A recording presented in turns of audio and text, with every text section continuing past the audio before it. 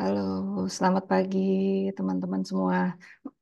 Aduh, maaf, terima kasih sudah bergabung bersama kami. Rahayu, salam sejahtera. Perkenalkan, saya Eka dan Putri, partner saya. Bagi teman-teman yang sudah pernah bergabung bersama kami, selamat datang kembali. Terima kasih atas kehadiran Bapak, Ibu, dan teman-teman semua. Dan terima kasih juga kepada Ibu Aga Pendraha yang telah bersedia menjadi narasumber di webinar Patmana kali ini dan di beberapa bulan ke depan. Sebelum kita memulai acara, mari kita bersama-sama menyanyikan lagu Indonesia Raya terlebih dahulu dengan mic tetap tertutup dan sikap duduk sempurna. Sebentar.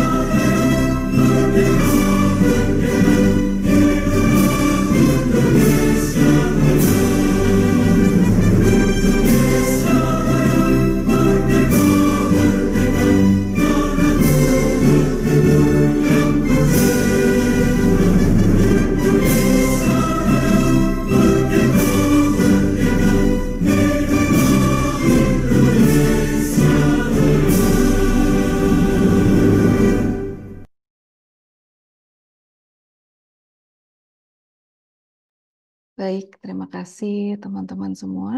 Hmm, Sebentar. Ini karena kebetulan saya operate semuanya sendiri. Jadi agak-agak ini. Oke.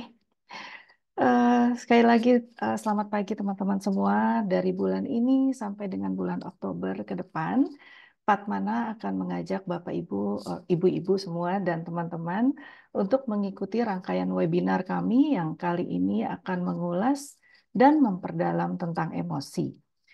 Rangkaian webinar akan kami adakan pada hari Sabtu di setiap bulan minggu terakhir. Dan untuk bulan depan kami akan adakan di sore hari, yaitu jam 15.30 sampai dengan jam 17.30. Hari ini Ibu Agape akan memulai rangkaian webinarnya dengan mengulas tentang apa itu emosi. Bulan depan kita akan belajar tentang mindfulness dan pengaruhnya pada emosi. Sebelum kita memulai acara ini, izinkan saya sedikit memperkenalkan Patmana bagi teman-teman yang baru bergabung pertama kali dengan kami. Sesuai dengan visi dan misi kami, Patmana berkomitmen dalam gerakan penyehatan mental masyarakat dengan kegiatan-kegiatan yang berkaitan dengan pengembangan diri dan pemahaman tentang jati diri manusia. Patmana juga memberikan sesi-sesi coaching dan konseling personal atau pribadi, serta workshop-workshop online maupun on-site, antara lain tentang astropsychology, tentang mindfulness, 9 kepribadian Enneagram, parenting, yang semuanya berkaitan dengan kesadaran diri atau self-awareness. Bagi teman-teman yang baru pertama kali hadir, bisa follow IG Patmana, yaitu patmana.indonesia, dan subscribe YouTube channel kami. Semua free webinar akan kami upload ke YouTube kami. Dan juga mohon bagi yang baru bisa WA ke admin kami yang ada di e-flyer agar bisa menjadi bagian dari komunitas kami dan kami akan membroadcast informasi kegiatan-kegiatan Patmana melalui WA juga. Nanti saya akan tuliskan di chat nomor WA admin Patmana. Sebelum saya serahkan kepada Ibu Agape, saya akan bacakan profil singkat dari Ibu Agape. Ibu Agapendraha, Master of Science ya Bu, Counselor, memiliki pendidikan di Magister Komunikasi dari Universitas Indonesia, Magister Counseling dari STTRI Jakarta, Certified Counselor Badan Nasional Sertifikasi Profesi atau BNSP, dan Certified Trainer dan Asesor BNSP di bidang counseling. Kegiatan beliau antara lain konselor dan supervisor konselor di Pusat Konseling Selalu Ada Harapan di Tangerang, pengajar dan fasilitator di Lembaga Konseling Keluarga Kreatif, trainer dan asesor di LSP Konselor Keluarga Kreatif, dan saat ini aktif memberikan layanan konseling pribadi dan terapi kelompok serta psikoedukasi kesehatan mental, gangguan mood, relasi, dan parenting. Oke, baik. Sekarang mari kita masuk ke topik pembahasan siang ini yang akan saya awali dengan membacakan sebuah kutipan. Pity those who don't feel anything at all.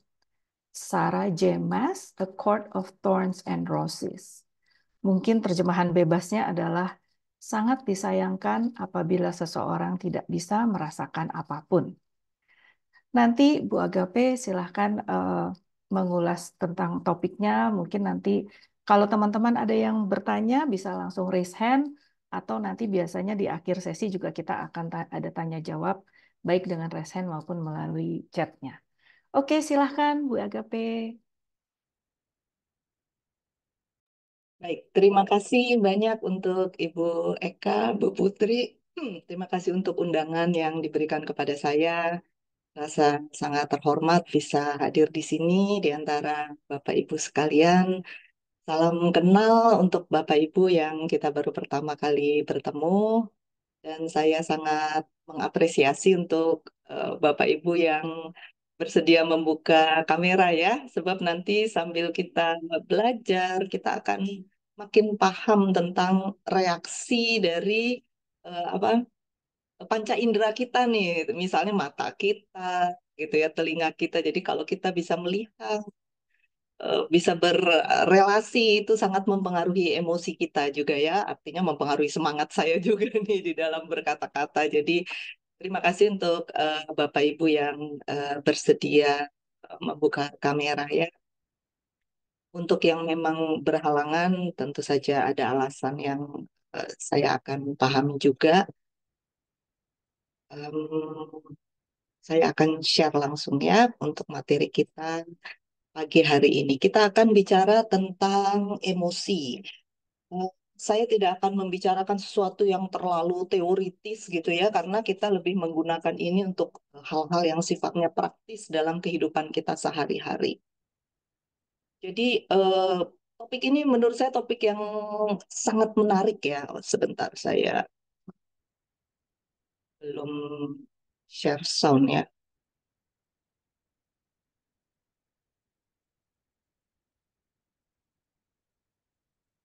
Oh, kok saya nggak bisa share? Oh, oke, oke,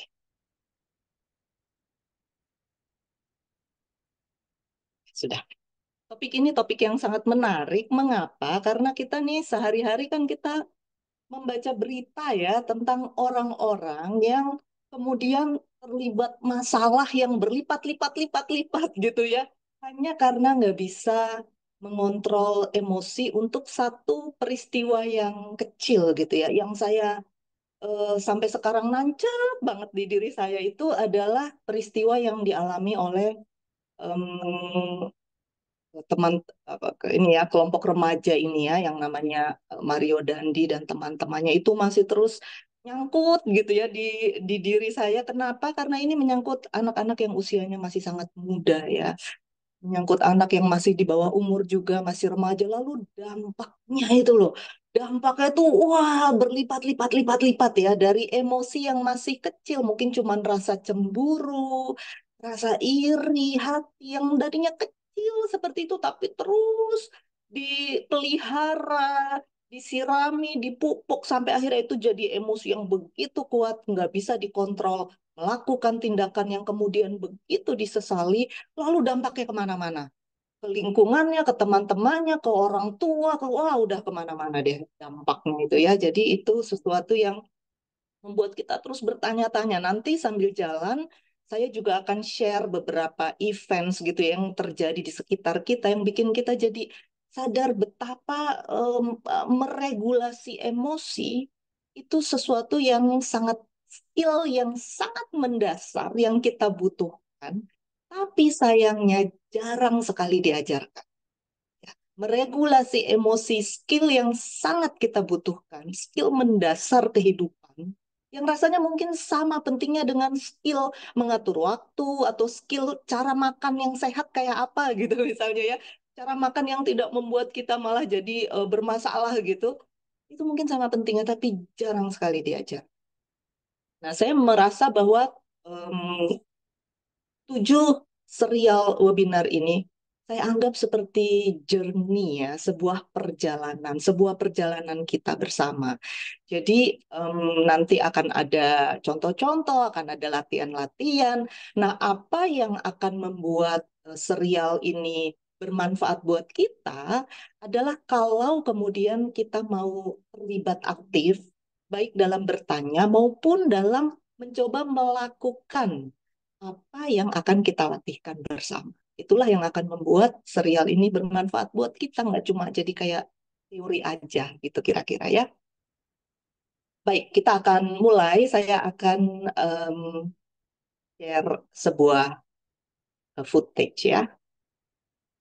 Give my sunshine, my only sunshine.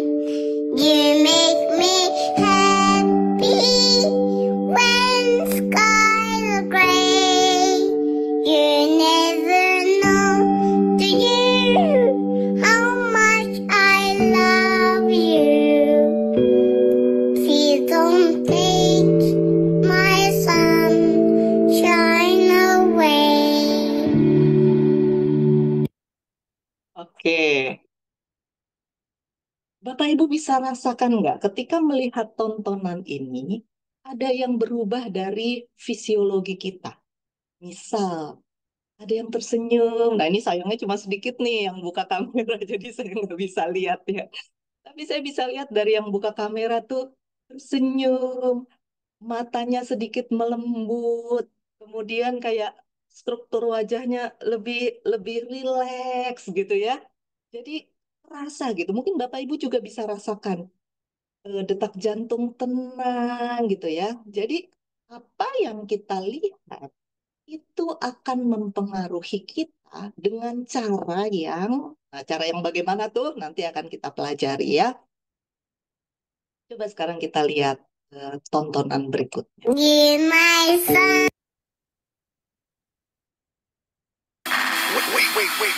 Wait. What?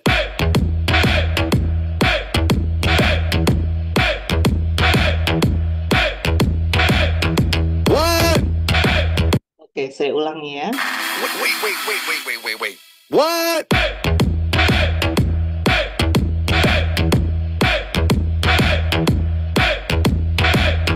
What? Oke, dari Bapak Ibu yang buka kamera juga saya bisa lihat nih perubahannya ya. Yang udah hilang tuh senyum nggak ada sama sekali. Terus mulai ada kerutan nih di sini nih. Terus wajahnya tegang, kaku gitu ya. Kenapa? Karena kita melihat hal yang mengirimkan sinyal-sinyal yang sangat berbeda nih ke sistem regulasi kita.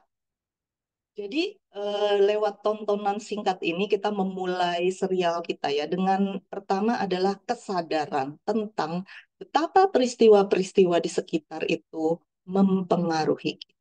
Ya, walaupun ini hanya sesuatu yang simple ya, bukan sesuatu yang benar-benar kita alami, cuma ada apa ini sebenarnya cuma film yang terjadinya jauh banget dari kita, tapi begitu kita memberi perhatian itu akan mempengaruhi.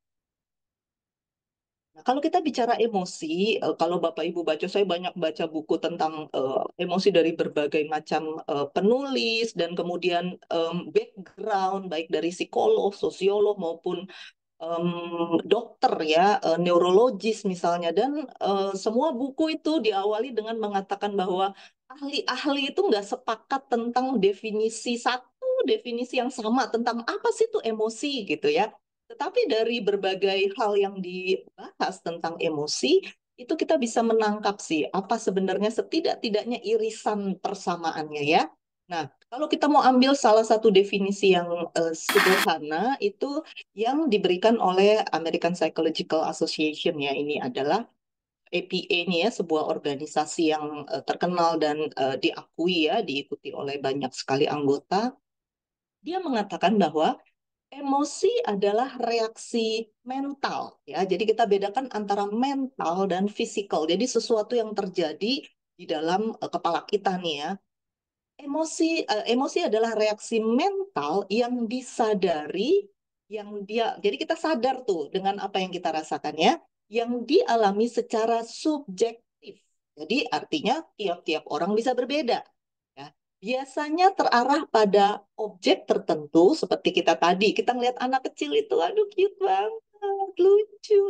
Lalu dia menyanyikan lagu yang lucu banget gitu ya. Kita tersenyum, mau nggak mau kita akan tersenyum gitu. Saya nggak tahu, ada nggak orang yang marah gitu ya kalau melihat anak kecil yang demikian cute tadi bernyanyi dengan begitu manis, lagunya juga lagu yang indah gitu, kita akan relatif tersenyum, merasa kayak hangat gitu ya, rasanya kayak sayang gitu. Kalau ada di depan kita kayak pengen dipeluk gitu ya. At least kita pengen elus-elus kepalanya gitu.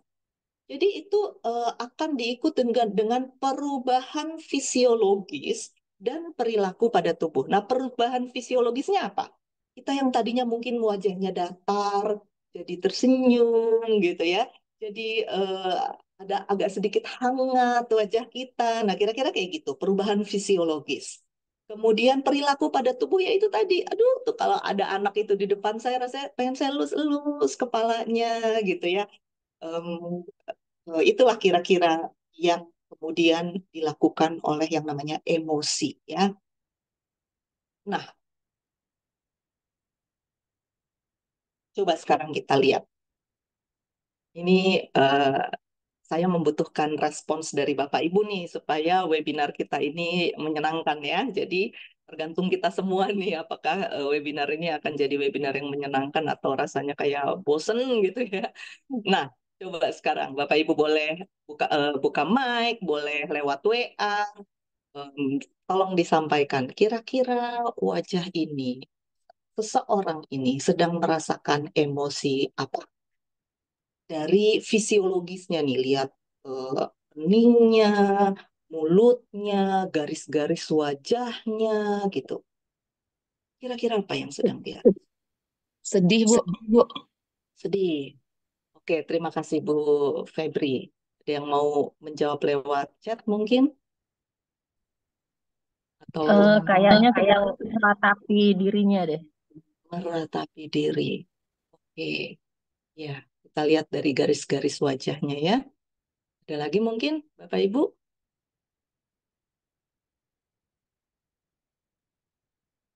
Oke, baik. Terima kasih responsnya ya. Coba kita lihat apa sebenarnya yang sedang dialami oleh eh, tokoh yang ada di foto ini.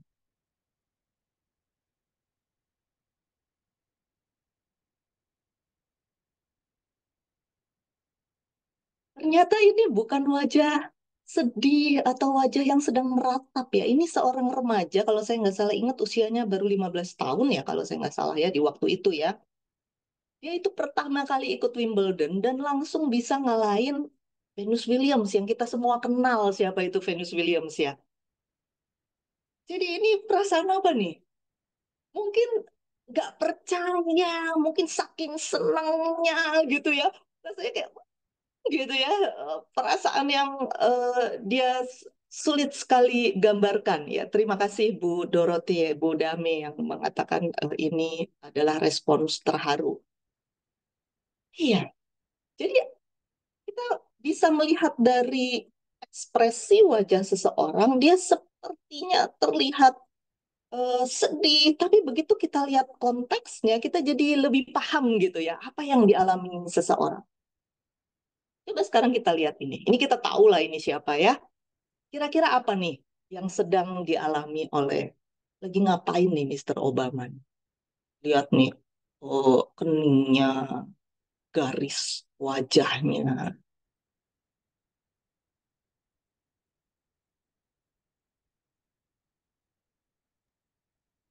Marah kali ya, Bu. Ya, tampaknya seperti sedang marah ya Bu Febri ya. Karena memang ini wajahnya, garis-garis wajahnya itu menggambarkan orang yang sedang marah ya, gitu ya.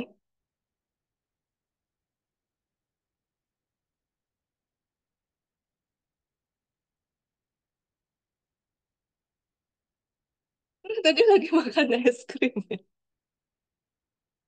Nah, sekarang lalu kan kita jadi mulai bertanya-tanya ya. Kok bisa ya ketika kita melihat garis wajah yang seperti itu, matanya, garis mulutnya, kenapa kita bisa menduga dia lagi marah gitu? Kenapa kira-kira? Melihat sebagian kali ya, Bu ya. Nggak secara keseluruhan ya, Bu.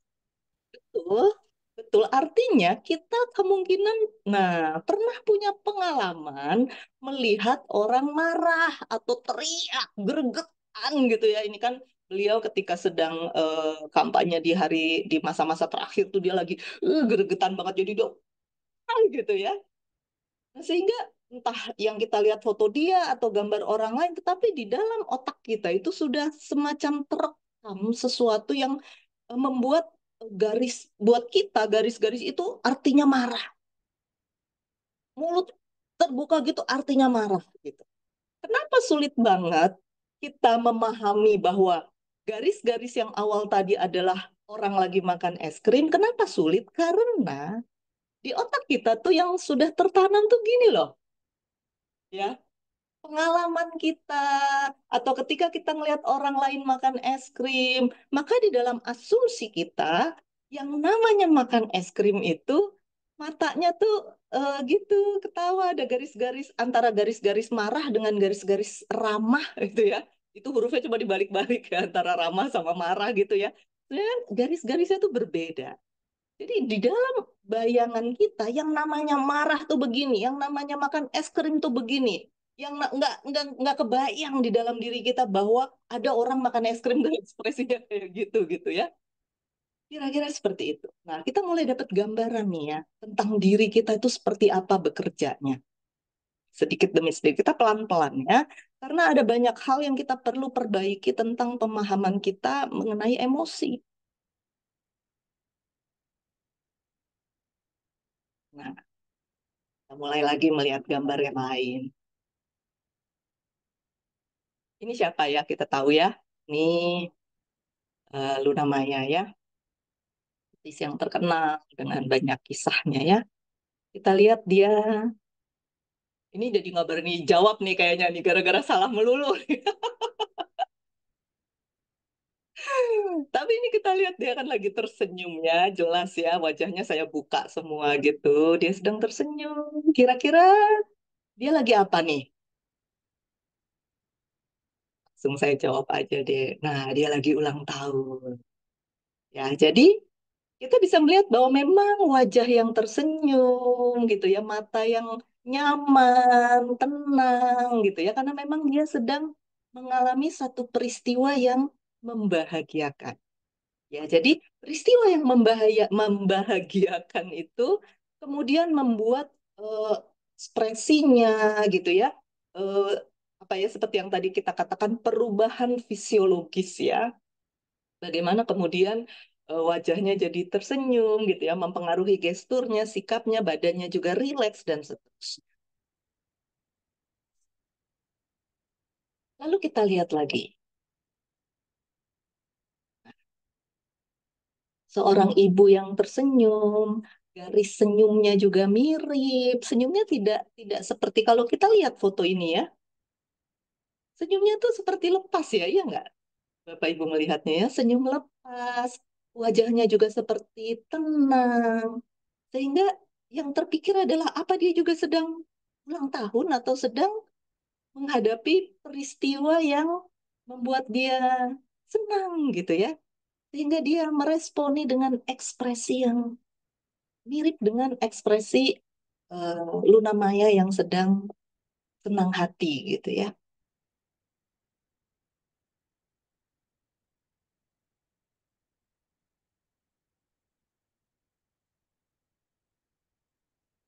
Tapi ternyata peristiwanya sangat jauh berbeda.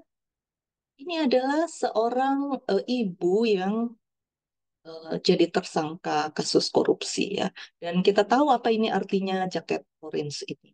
Bukan jaket apa namanya itu rompi ya, rompi orange ini kita tahu artinya apa, yaitu dia sudah menjadi tersangka di KPK dan kalau saya ikuti beritanya dia sudah divonis ya, divonis bersalah.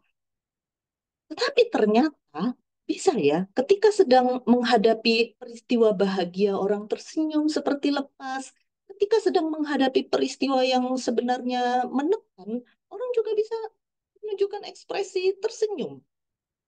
Sehingga sebenarnya kita mau belajar apa sih dari kita ngeliat-ngeliat gambar ini ya? Masih ada gambar lain nggak sih? Oh, masih ada gambar lain. Ini apa kira-kira nih? Kalau kita lihat mulut terbuka sebegini lebar, kita lihat garis-garis wajahnya gini, orang lagi Ya, berteriak. habis menang menang Gimana Bu pertandingan, Septi? menang Iya, betul. pertandingan Ini kayaknya. kayak pernah ngeliat fotonya nih ya. Ini foto yang sangat terkenal memang, tapi betul. Dan ekspresi orang menang pertandingan juga memang seperti ini. Tetapi ketika ini ditanya pada banyak orang yang belum tahu konteksnya, apalagi mereka tidak dekat dengan dunia pertandingan. Biasanya mereka akan mengatakan ini wajah orang sedang lagi horor gitu ya, lagi sangat ketakutan gitu. Nah, ini menarik banget Bu Septi bisa bilang bahwa ini adalah orang menang pertandingan. Artinya apa? Ada pengalaman sebelumnya yang sudah terekam di dalam diri ibu. Sehingga ibu bisa menginterpretasikan. Nah, gitu. Kita mulai dapat ini ya, mulai dapat sedikit bayangan tentang oh ternyata seperti itu ya. Kalau kita tidak punya jejak memori tentang sesuatu, kita bisa nebaknya nggak tepat gitu. Kayak tadi misalnya Bu Febri atau tadi Ibu yang mengatakan Bu Eka mengatakan itu orang lagi sedih, orang lagi apa mengalami peristiwa yang apa tadi ya istilahnya itu ya.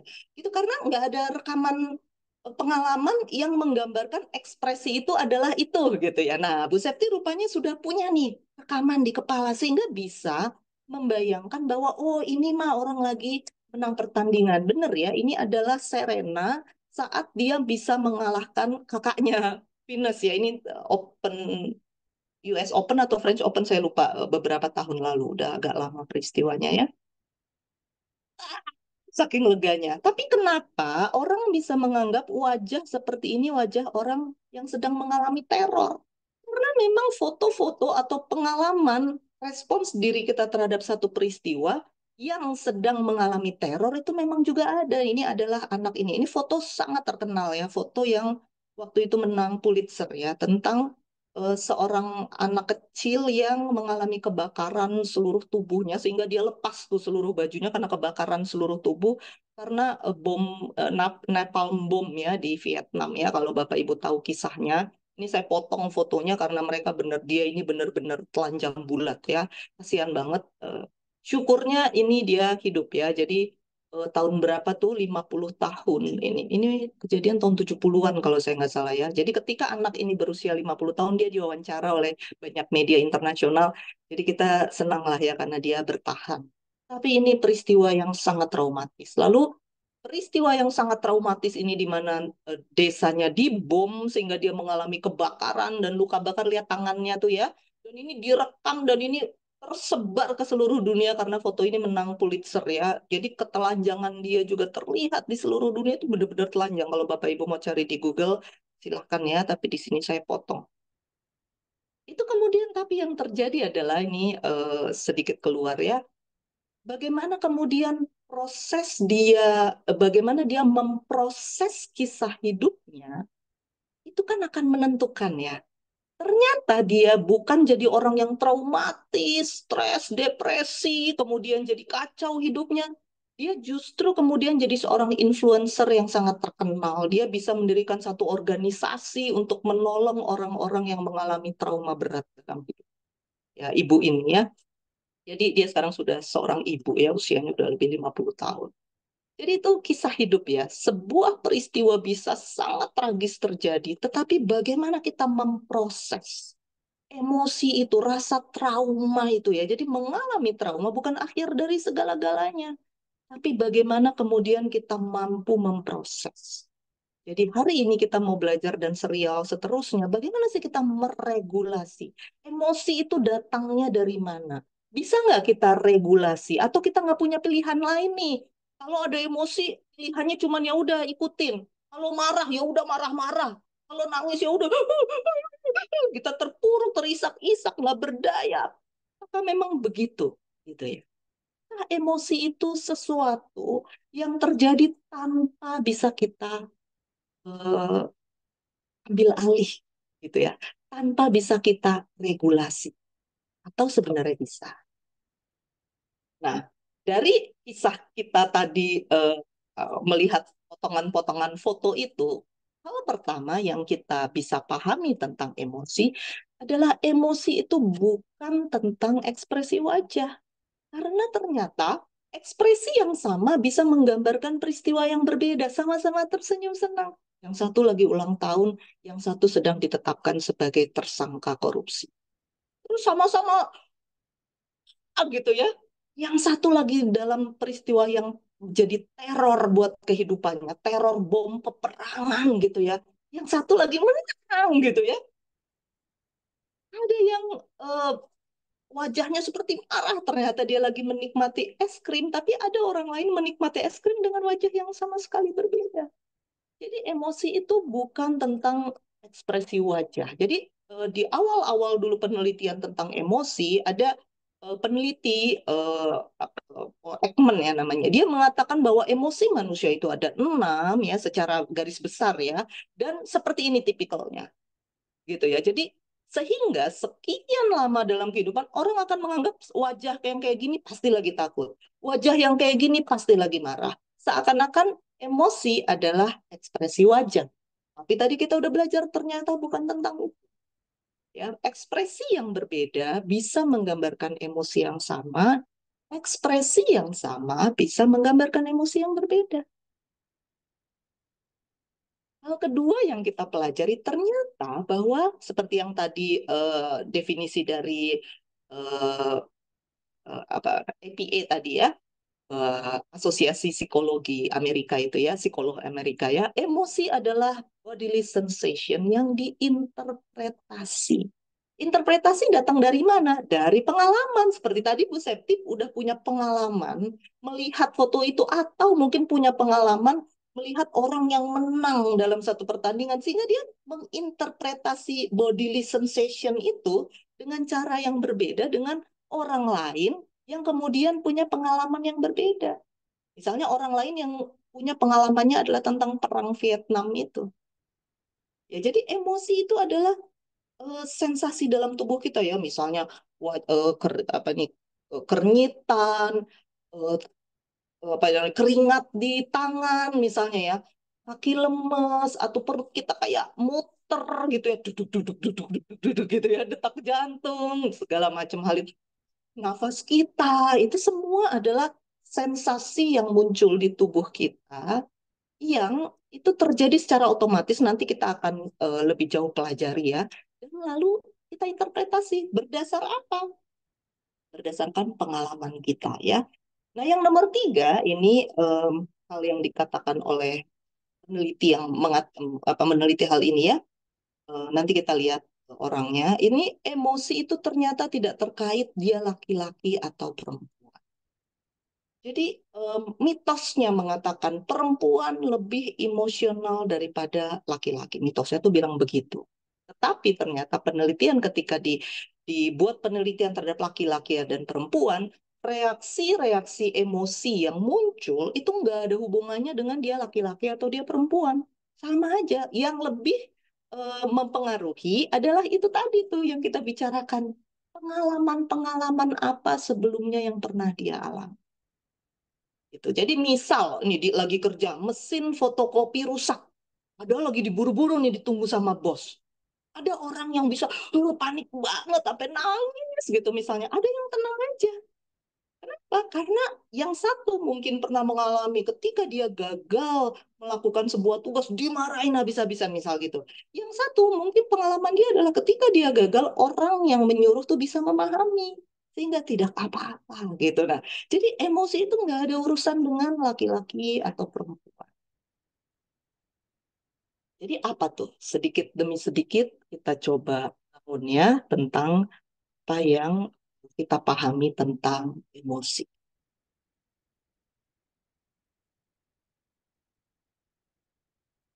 Kalau kita mau iseng-iseng pengen tahu akar-katanya apa gitu ya, kali-kali ingin tahu, maka itu ada bahasa Latinnya tuh movere, itu artinya to move or to stir up ya. Jadi seperti bergerak, menggerakkan atau membangkitkan gitu ya. Nah, kita mulai paham tuh, oh iya ya, kalau emosi kita sedang ada yang men-trigger gitu ya istilahnya ya. Rasanya ada yang bangkit dari dalam diri kita.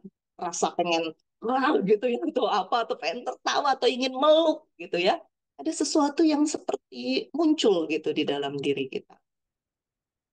Emosi adalah kondisi yang membuat pikiran kita tuh jadi cenderung, cenderung mikirin satu hal dan bukan yang lain. Misal contoh nih, ada WA masuk gitu. Misalnya dari bos, coba ke ruangan saya sekarang.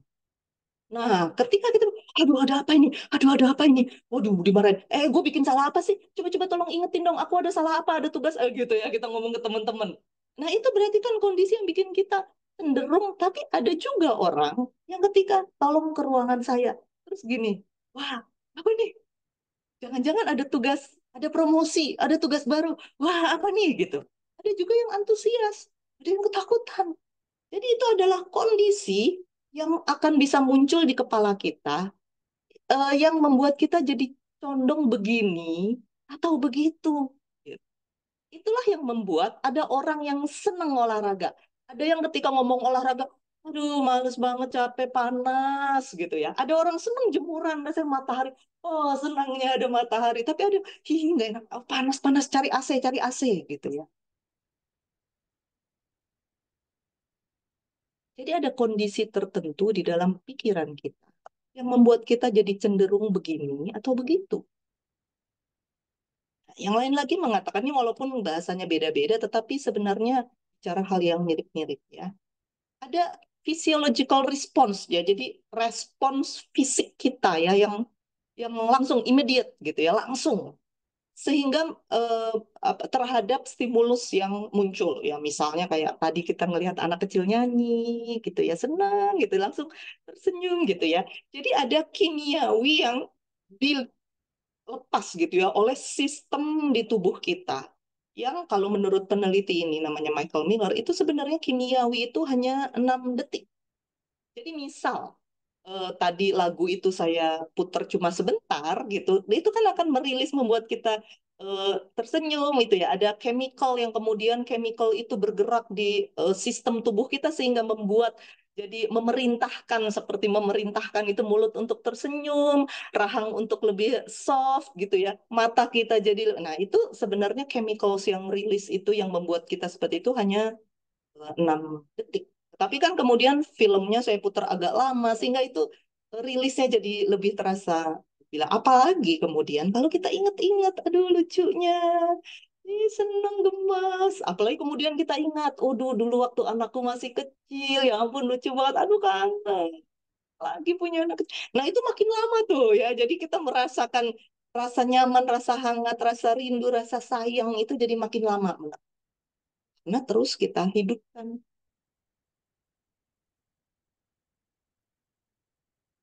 Nah, ini tadi peneliti yang tadi saya katakan ya, Lisa Feldman Barrett ini dia mengatakan bahwa brain construction gitu ya of what bodily sensation mean in specific. Jadi emosi itu adalah konstruksi yang dilakukan oleh otak kita Ya, nah itu tadi tuh misalnya Bu Septi bisa mengatakan itu pemain tenis yang lagi menang. Nah gitu kan, berarti di dalam otak kita itu udah ada memorinya yang kemudian otak kita itu mengkonstruk ya. Jadi ketika ada apa namanya itu respons-respons tertentu, terus otak kita merangkai gitu ibaratnya ya, kalau kita sederhanakan, sehingga kita bisa membuat eh, apa interpretasi yang sesuai dengan konteks yang kita paham.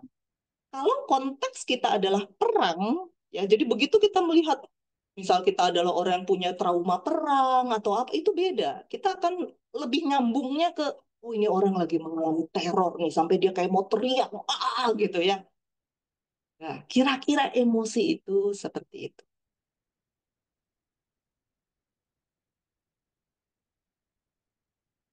Ya, kita pelan-pelan ya sambil kita sama-sama mencerna. Kalau ada yang kurang jelas, silakan langsung ditanyakan. Nah, kita lihat footage ini ya.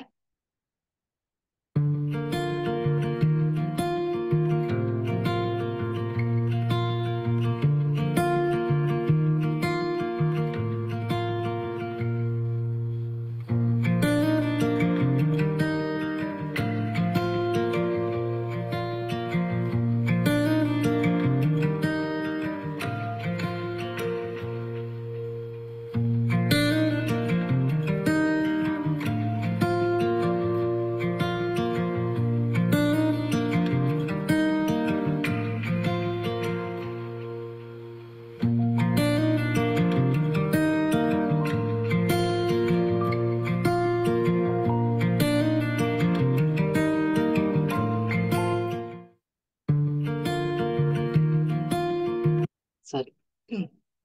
Nah, kita lihat dua orang anak ya. Ini anak yang besar yang umur 4 tahun dan anak kecil ini saya menduga sekitar 2 tahunan ya, bersama ibu mereka. Kita bisa lihat tadi ya, Bapak Ibu perhatikan nggak reaksi mereka ya. Ketika berpisah dengan papanya, lihat nih anak ini nangis, anak yang satu sibuk main, ya. Dia terus ngeliatin bapaknya nih, anak ini malah tersenyum-senyum gitu ya. Nih anak ini terus melihat terus mulai nangis. Kasihan ya adiknya. Nah si adiknya tetap main, ya, sibuk sendiri gitu adiknya. Dia terus menatap papanya. Akhirnya dia nangis. Si adik bingung ngeliatin kakaknya. Sampai terus dia dadain papanya. Nah si adiknya tetap sibuk. Nah, apa yang terjadi ya? Kita bisa melihat seperti teori yang tadi kita pelajari, yaitu bahwa em, otak kita itu akan seperti merancang, membuat konstruksi yang membuat interpretasi kita terhadap peristiwa, walaupun peristiwanya sama, interpretasi kita bisa berbeda. Nih, kayak si kakak sama si adik. Berarti kan kakak itu punya pengalaman yang berbeda terhadap papanya dengan si adik. Saya sih menduga yang terjadi adalah ini kan adik memang lebih kecil ya. Jadi namanya anak ketika adiknya lahir maka tentu saja mamanya akan sibuk ngurusin adik yang lebih kecil apalagi waktu baru lahir dulu. Sehingga si kakak lebih banyak main dengan papanya. Jadi ketika dia melihat papanya nanti nggak ada, mungkin dia punya pengalaman dulu dia dengan mamanya deket baru lahir anak pertama ya, diurusi sama mamanya, apalagi masih bayi, masih sangat membutuhkan mama. Lalu 2 tahun kemudian adiknya lahir. Lalu mama beralih mengurus adik. Walaupun saya nggak bisa mengatakan mamanya lalu ngelupain kakaknya, belum tentu ya. Bisa jadi tetap memperhatikan, tetapi tentu saja lebih banyak perhatian diberikan kepada yang bayi ini nih. Akibatnya si kakak ini punya pengalaman seperti terpisah gitu. Sesuatu yang tadinya milikku nih, mama nih yang 100% ngurusin aku, tiba-tiba harus berbagi dengan adik gitu. Tetapi untungnya ada papa nih yang masih memberi waktu. Ya, masih memberi waktu untuk ngurusin aku, nemenin aku, main sama aku. Tiba-tiba terjadilah peristiwa di mana papa juga harus pergi. Walaupun papanya mengatakannya di kalimat terakhir ini yang sangat menghibur kita. Saya sih nontonnya, aduh seneng gitu dengan kalimat terakhir bahwa papa itu cuma sementara pergi. Nanti pada waktunya mereka akan reunit lagi gitu ya. Dia cuma mau cari tempat, settle dulu pekerjaannya, mungkin juga memikirkan lingkungan yang cocok buat anak-anak dan lain-lain, dan nanti mereka akan bersama lagi gitu. Tapi yang bisa kita lihat di sini adalah pengalaman itu loh. Pengalaman kemungkinan besar anak ini pernah mengalami berpisah dengan mamanya yang kemudian jadi harus membagi diri dengan adik. Itu tuh menimbulkan rasa sedih, luka, pikiran-pikiran yang, aduh nanti aku akan. Nah, sehingga ketika papanya pergi, wah sedihnya minta ampun. Si adik nggak punya pengalaman itu. Bagi dia sekarang nih masih si mamah nih yang ngurusin, dan mamahnya memang masih ada di depan dia. Mungkin dia masih belum, karena memang masih kecil ya, kebutuhannya lebih banyak. Apalagi karena mamanya tampaknya adalah ibu rumah tangga. Papanya memang sehari-hari kan bekerja, tapi bukan di kota yang berbeda awalnya ya. Jadi kita bisa melihat bahwa pengalamannya ada sesuatu nih yang ada di otak kita, memori kita, peristiwa-peristiwa yang kita alami. Itu akan mempengaruhi interpretasi kita terhadap sebuah peristiwa, dan itu akan membuat muncul respon-respons emosi yang berbeda walaupun peristiwanya sama. Jadi kita mulai makin jelas melihat betapa peristiwa-peristiwa dalam kehidupan itu membentuk kita ya sebagai manusia. Kita teruskan. Apa sih itu emosi, tadi kita udah lihat ya. Lalu tapi apa itu feeling? Kita kan juga suka mendengar istilah feeling ya, atau perasaan gitu ya. Jadi ada emosi, ada feeling, ada mood. Banyak orang yang mempertukarkan dalam konteks tertentu, memang bisa dipertukarkan ya. Feeling itu lebih ke bagaimana kita seperti memberi makna terhadap emosi. Ya, jadi itu jadi perasaan. Ketika emosi itu jadi physical dan mental sensation yang muncul gitu ya. Saat kita menginternalize emosi kita, saat kita mencoba memahami emosi kita. Nah, itulah yang kemudian jadi perasaan. Misalnya nih, ketika kita tadi melihat anak kecil tadi nyanyi, kemudian itu men-trigger ya, seperti semacam men-trigger, tapi bukan men-trigger sesuatu yang tidak ada, itu men-trigger sesuatu yang sebenarnya sudah ada dalam diri kita, ya kan? Tadi kan kita tahu ya bahwa pengalaman-pengalaman kita membentuk gitu ya. Jadi kalau perasaan kita tentang anak kecil itu adalah sosok yang lucu, pengalaman kita ya. Kalau pengalaman kita anak kecil lucu, apalagi nyanyi gitu ya, itu akan menimbulkan sensasi-sensasi fisik, mental yang membuat kita tersenyum, membuat kita nyaman. Tapi kalau ada orang yang punya pengalaman yang nggak nyaman dengan anak kecil, misalnya anak kecilnya itu yang dia alami, anak kecil troublemaker banget, dia ngelihat anak kecil nyanyi gitu, dia akan, ini lagi senyum, lagi nyanyi aja nih. Ntar juga kalau dia lagi rese nyebelin gitu. Jadi nggak bisa senyum juga tuh ngelihat anak kecil itu gitu ya, kira-kira. Nah, jadi sementara mood itu kalau kemudian lebih berkepanjangan sehingga jadi kayak semi permanen dalam diri kita. Misal contoh ya, kalau kita lihat dongeng nih, apa sih, bawang merah, bawang putih gitu misalnya ya, yang nasibnya malang siapa sih? Bawang putih ya, bener nggak? Bawang putih ya. Ya benar ya. Mhm. Bawang putih itu yang nasibnya malang, yang terus menerus disiksa terus menerus, harus mengalami tekanan gitu ya. Nah, mood itu biasanya adalah kalau kita terus menerus ngalamin itu, kita rasa sedih itu jadi seperti kita berjaga-jaga. Aduh nanti aku apa nih, apa nih. Jadi kita terus berjaga-jaga mengantisipasi. Nah, lama-lama rasa rasa khawatir, rasa cemas, rasa takut itu jadi menetap. Jadi semi permanen gitu ya. Itulah yang disebut mood. Makanya dibilang misalnya dia moodnya misalnya depresi karena saking terus-menerus merasa sedih, terus-menerus merasa nggak berdaya misalnya begitu. Lalu disebut dia depresi atau dia mengalami kecemasan dan seterusnya gitu ya. Nah itu sekedar ini. Bapak Ibu nggak usah dihafalin yang begini-begini ya, nanti kita pusing. Tapi yang penting tahu aja gitu bedanya ya. Saya nggak bermaksud lebih banyak bicara soal teori, tetapi saya pikir teori-teori dasar setidak-tidaknya kita pahami ya, supaya nanti kita bergeraknya jadi enak nih. Mudah-mudahan saya bisa menjelaskannya dengan cukup praktis ya. Kalau ada yang mungkin terasa terlalu mumet, boleh langsung ditanya. Lalu dari mana datangnya sih emosi kita itu? Ini sebenarnya kesimpulan dari hal-hal yang sudah kita bahas nih tadi.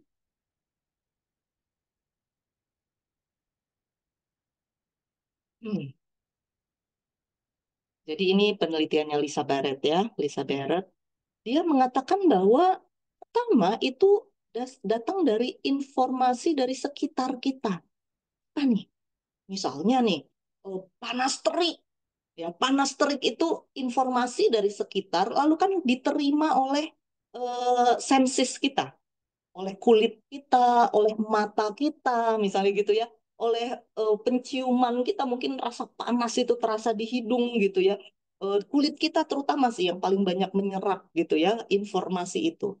Lalu itu akan dikirim ke otak kita yang kemudian mengatur ya area di otak, ada area di otak kita yang mengatur memang tentang proses emosi kita. Lalu dia memberikan ini nih sesuatu yang membuat eh, apa timbul ini nih rasa ah, misalnya gitu ya.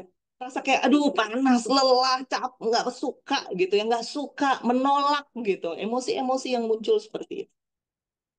Kemudian datang juga dari ini body kita nih, sistem di dalam tubuh kita. Yaitu tadi, jadi sensasi dari luar masuk ke otak, kemudian mulai mengirim sinyal-sinyal sehingga tubuh kita tuh mulai nih, mulai ada rasa kesel gitu ya, misalnya tegang, kaku tubuh kita gitu. Jadi ada informasi dari tubuh kita. Yang terakhir adalah yang tadi, ya informasi dari internal model tuh apa nih? Apa yang sudah ada di dalam pikiran kita, pengalaman kita semua kan direkam oleh otak. Ya, jadi dari mana datangnya? Dari gabungan dari ketiga hal ini.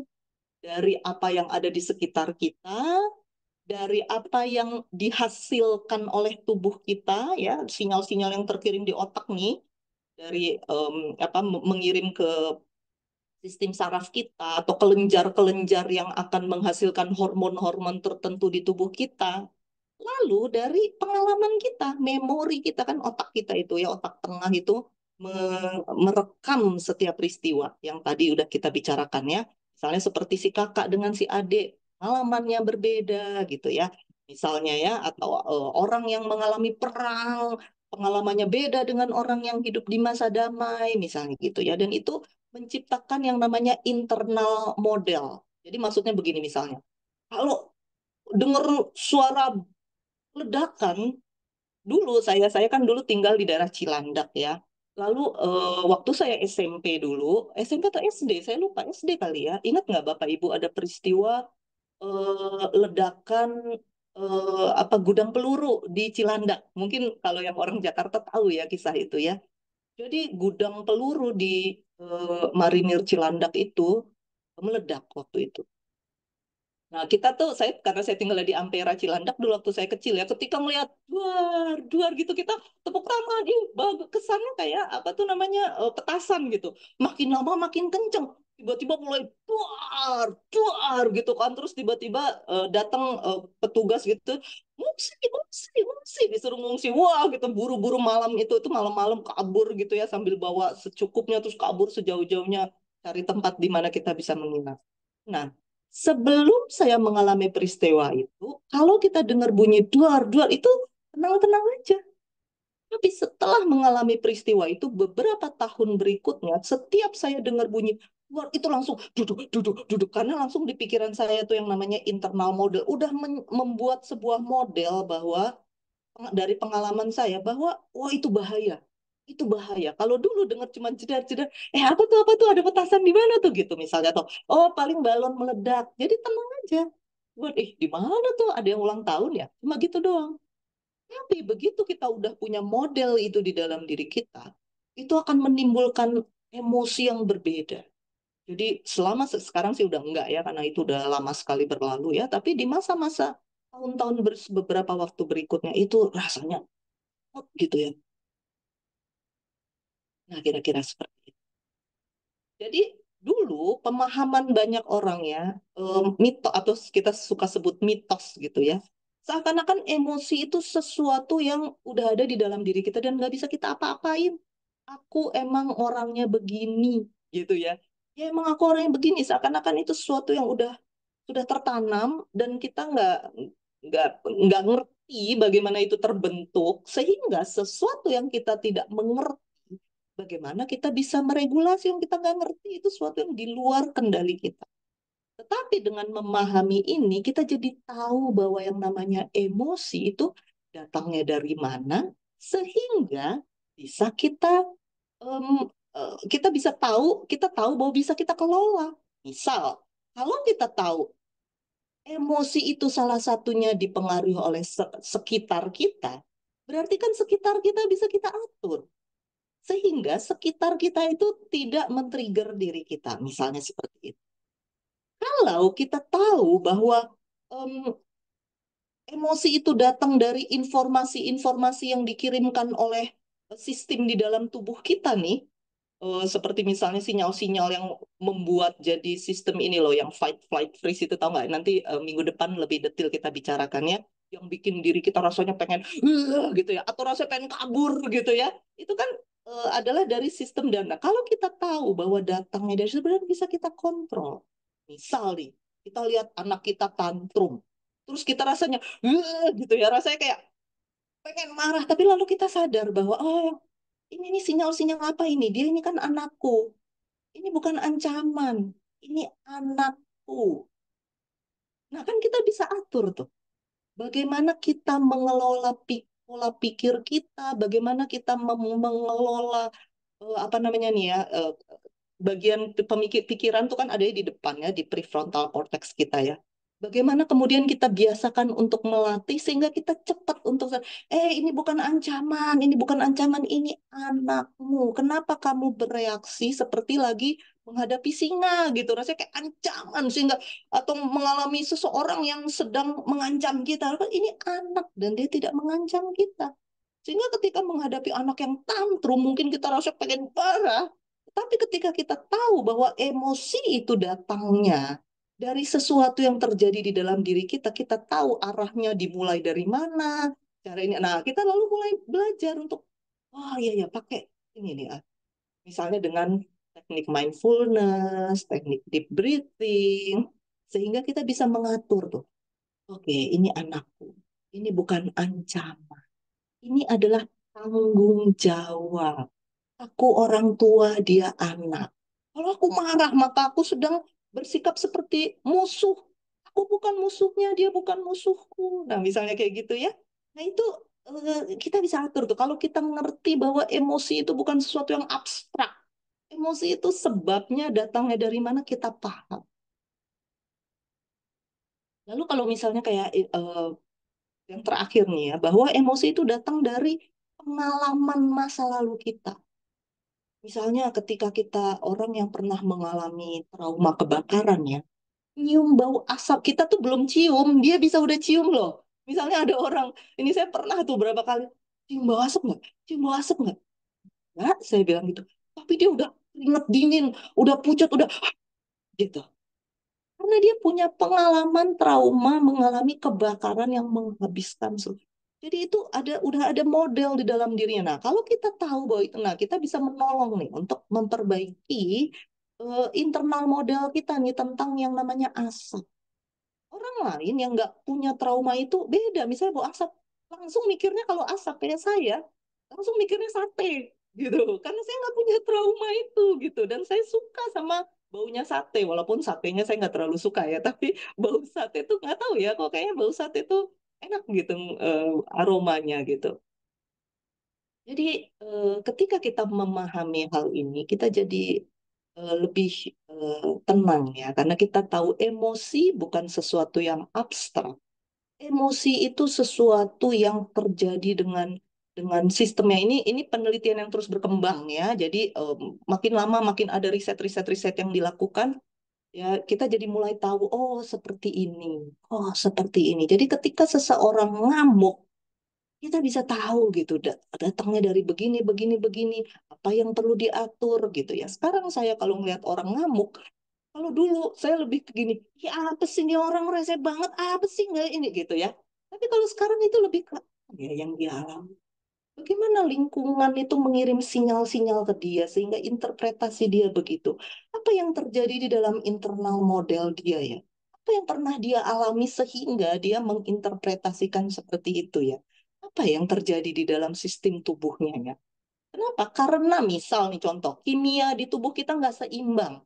Misalnya terlalu banyak gula, terlalu banyak garam, misalnya atau bagaimana, itu kan akan juga mempengaruhi tuh. Bagaimana proses di dalam ini ya, kimiawi otak kita itu kemudian bekerja dan menimbulkan sinyal-sinyal. Yang bisa jadi sinyalnya juga jadi salah. Makanya ada yang bilang istilah sugar rush. Tahu ya? Anak kecil tiba-tiba, wah nggak bisa tenang banget ya. Orang dewasa juga ada yang begitu ya. Oh, kebanyakan makan gula. Karena itu mempengaruhi kimiawi tubuhnya. Nah, sehingga emosinya sulit sekali dia kontrol. Nah, kira-kira seperti itu. Mungkin saya berhenti dulu sampai di sini. Ingin tahu respons Bapak Ibu sekalian nih sejauh yang saya sampaikan.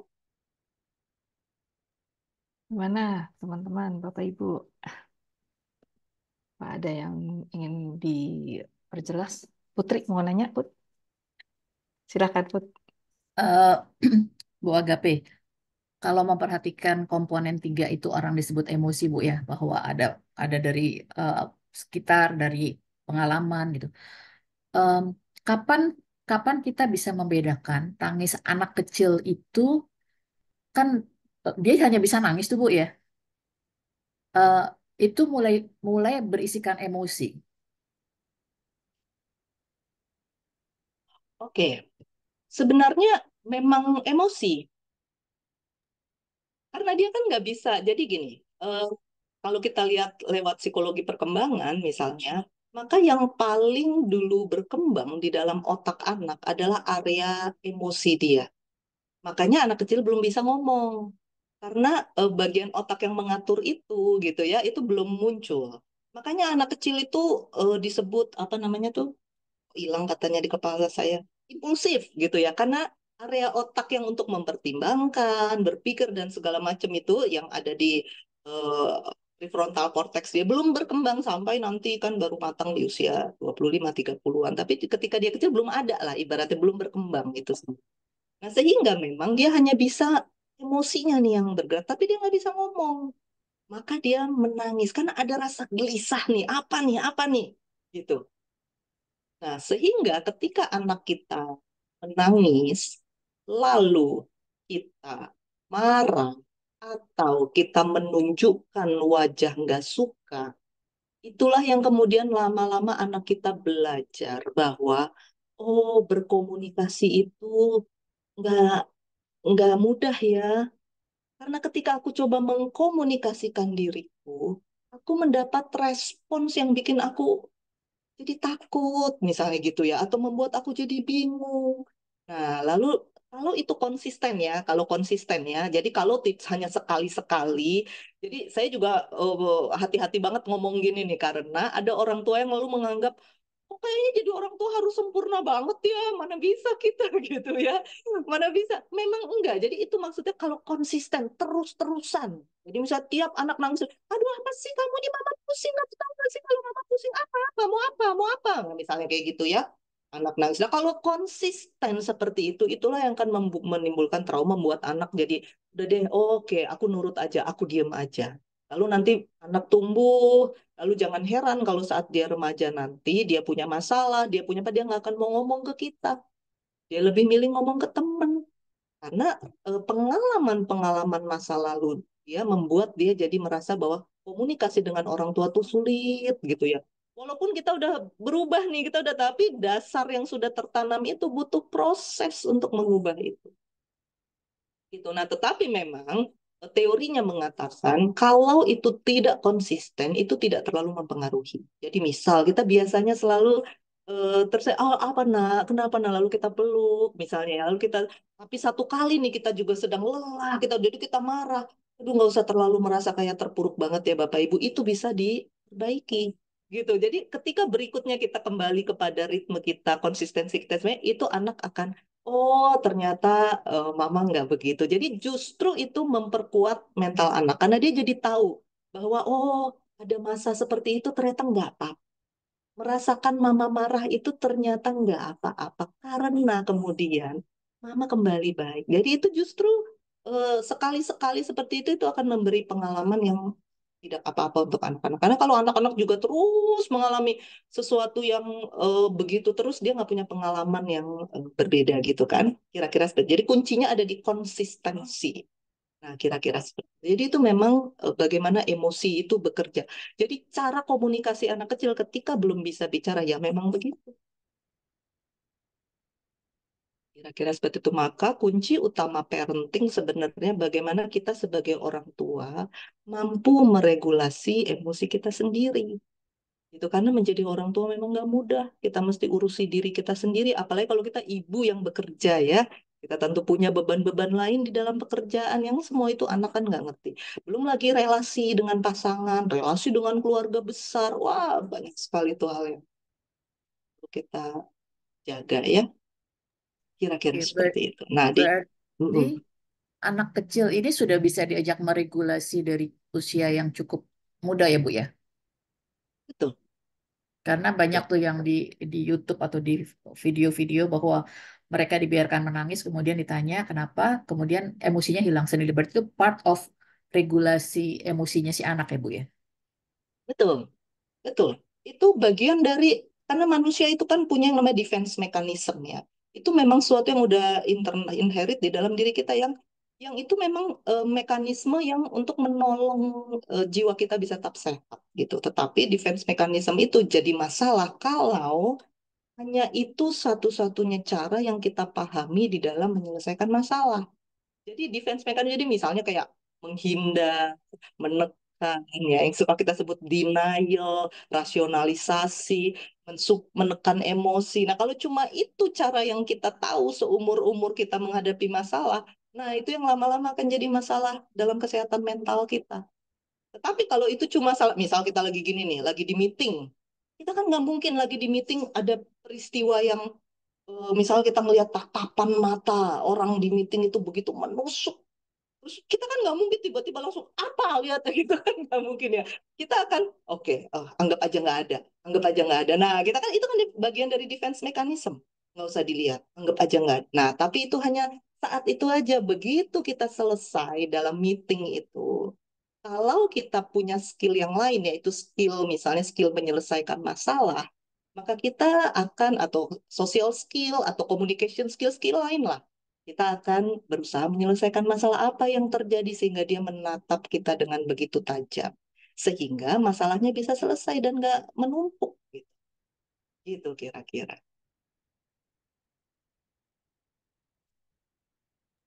Terima kasih Bu. Terima kasih untuk pertanyaannya Bu Putri. Baik, Bapak Ibu atau teman-teman yang lain, ada yang mau ditanyakan?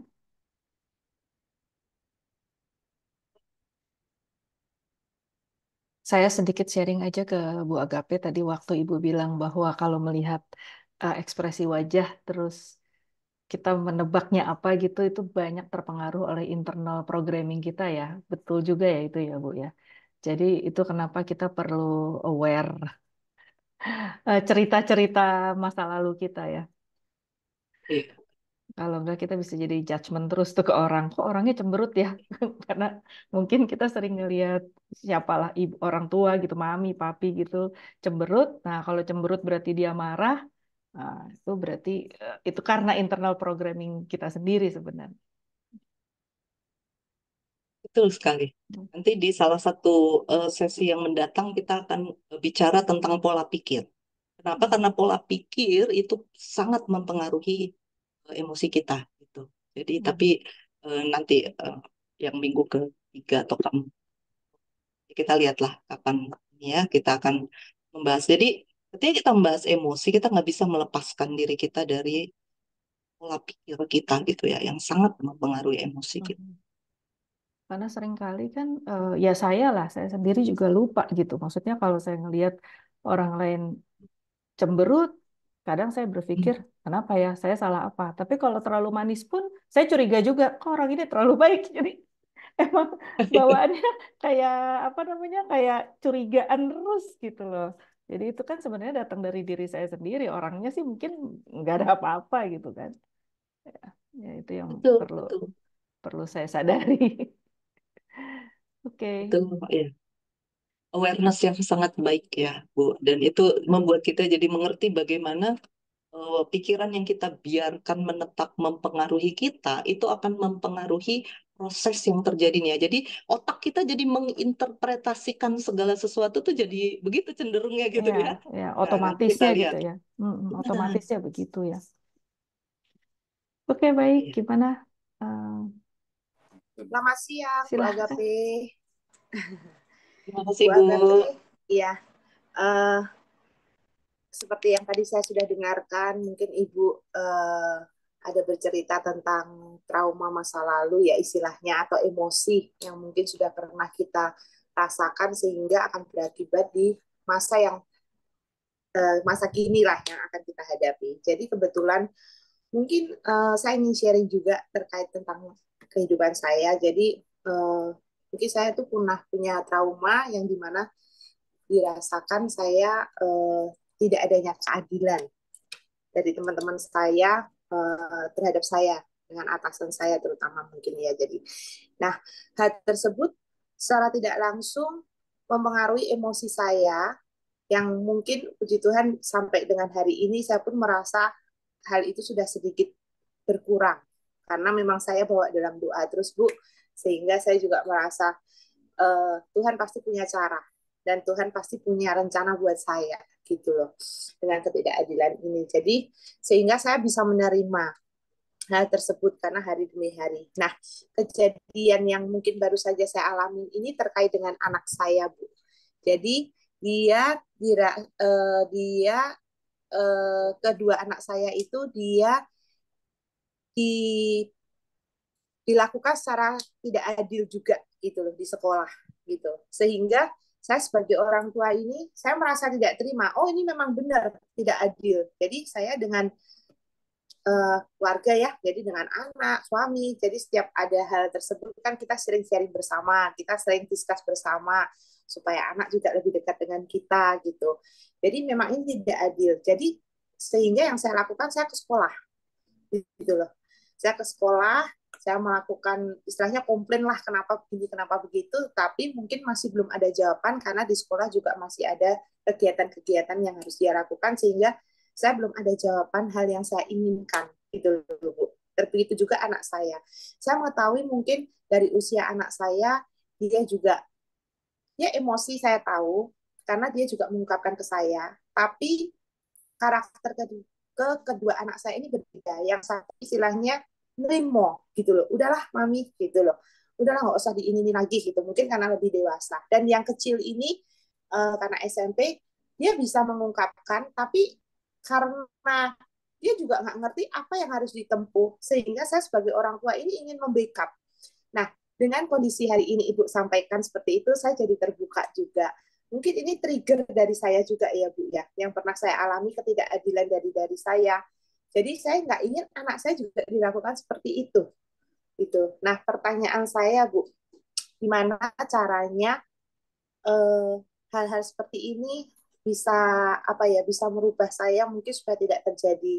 Saya mungkin supaya tidak emosi atau gimana cara menghandlenya atau gimana ya Bu supaya intinya supaya saya bisa membedakan gitu loh Bu. Jangan posisi yang pernah saya lakukan apa yang pernah saya rasakan itu kebawa emosi saya ke kondisi kasusnya anak saya ini gitu. Karena tadi saya juga sempat kepikir setelah saya mendengarkan apa yang disampaikan ke Ibu, oh iya ini sepertinya trigger ya, salah satunya mungkin trauma atau apa yang sudah pernah dirasakan lalu, jadi sehingga kayak sedikit ada mercon gitu, wah langsung gini. Nah, saya secara tidak langsung tadi, oh iya jangan-jangan ini nih yang memicu saya bisa meledak-meledak emosi saya, sampai saya ke sekolah, sampai saya merasakan apa yang dirasakan anak saya, bahkan saya itu sampai tengah malam ini menangis sendiri Bu, menangis terseduh-seduh, kayak sakit banget gitu loh rasanya, bukan di saya, tapi maksudnya saya merasakan sakitnya anak saya yang mungkin tidak bisa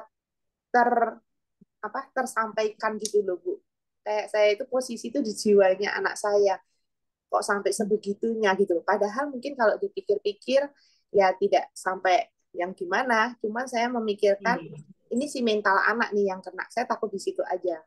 Karena kan kondisinya di sekolah ya Bu, jadi saya nggak ingin mental anak untuk kedepannya itu juga jadi mental yang apa istilahnya merasa dia di karena kan dia di sekolah itu masih panjang, jadi masih akan ada SMP, dia sekarang SMP, jadi masih ada berikut-berikutnya, jenjang berikutnya, jadi saya nggak mau anak saya itu sekolah di situ terbeban gitu loh Bu. Oh ternyata organisasinya seperti ini, oh ternyata seperti ini, kepala sekolahnya ternyata seperti ini. Jadi saya ingin benar-benar terdidik kan Bu, anak saya pasti di sekolah tersebut. Jadi saya nggak ingin dia itu kena di mental dalam arti punya pikiran sendiri tentang sekolah itu menjadi tidak baik gitu Bu intinya. Ya itu saja sih Bu mungkin dari saya. Terima kasih. Saya mohon pencerahannya dan masukannya. Terima kasih. Ya. Terima kasih Bu Lani untuk sharingnya ya dan untuk pertanyaannya. Ada beberapa hal nih yang saya catat ya dari sharing Ibu tadi.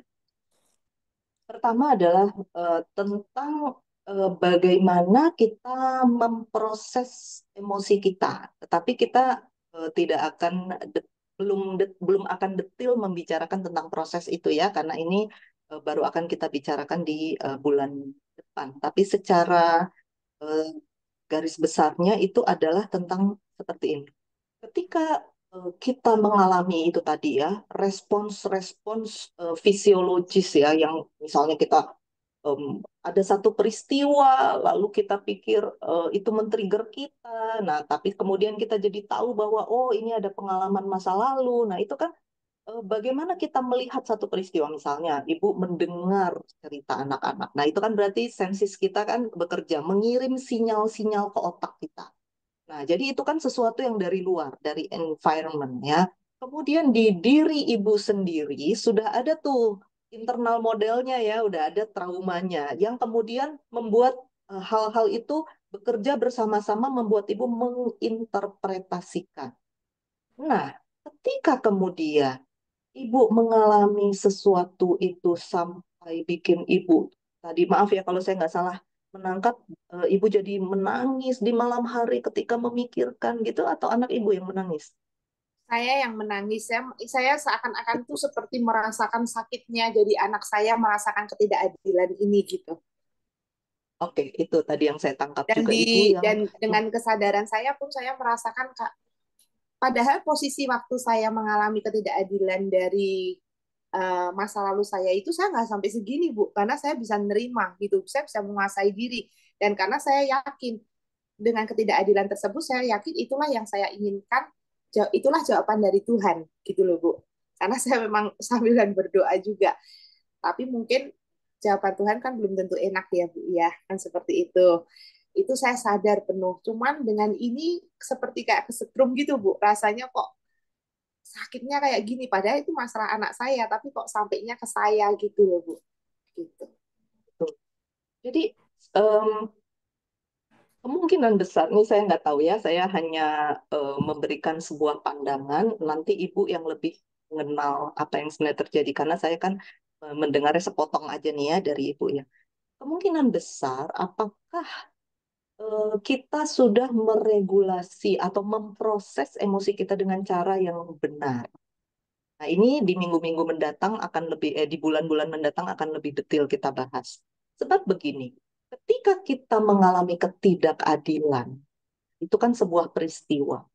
Kemudian peristiwa itu, eh, satu peristiwa itu akan memicu ya sesuatu yang sebenarnya udah ada di dalam diri kita, kan kita udah belajar nih. Ini kita bukan bicara tentang anak ibu, tapi tentang ibu ya Bu ya. Jadi saya baru mau bicara tentang ibu aja gitu. Nah, entah apa, saya nggak tahu apakah ada dibandingkan di antara saudara atau dengan sepupu atau apalah gitu, sehingga ada rasa tidak adil atau apalah yang sebenarnya orang tua juga nggak bermaksud seperti itu, tetapi cara menyemangati kita misalnya dengan membandingkan atau apalah kita, dan itu menjadi pengalaman-pengalaman di bawah sadar kita ketika kita tidak mau mikirin, nggak mau ngerasain dan seterusnya ya.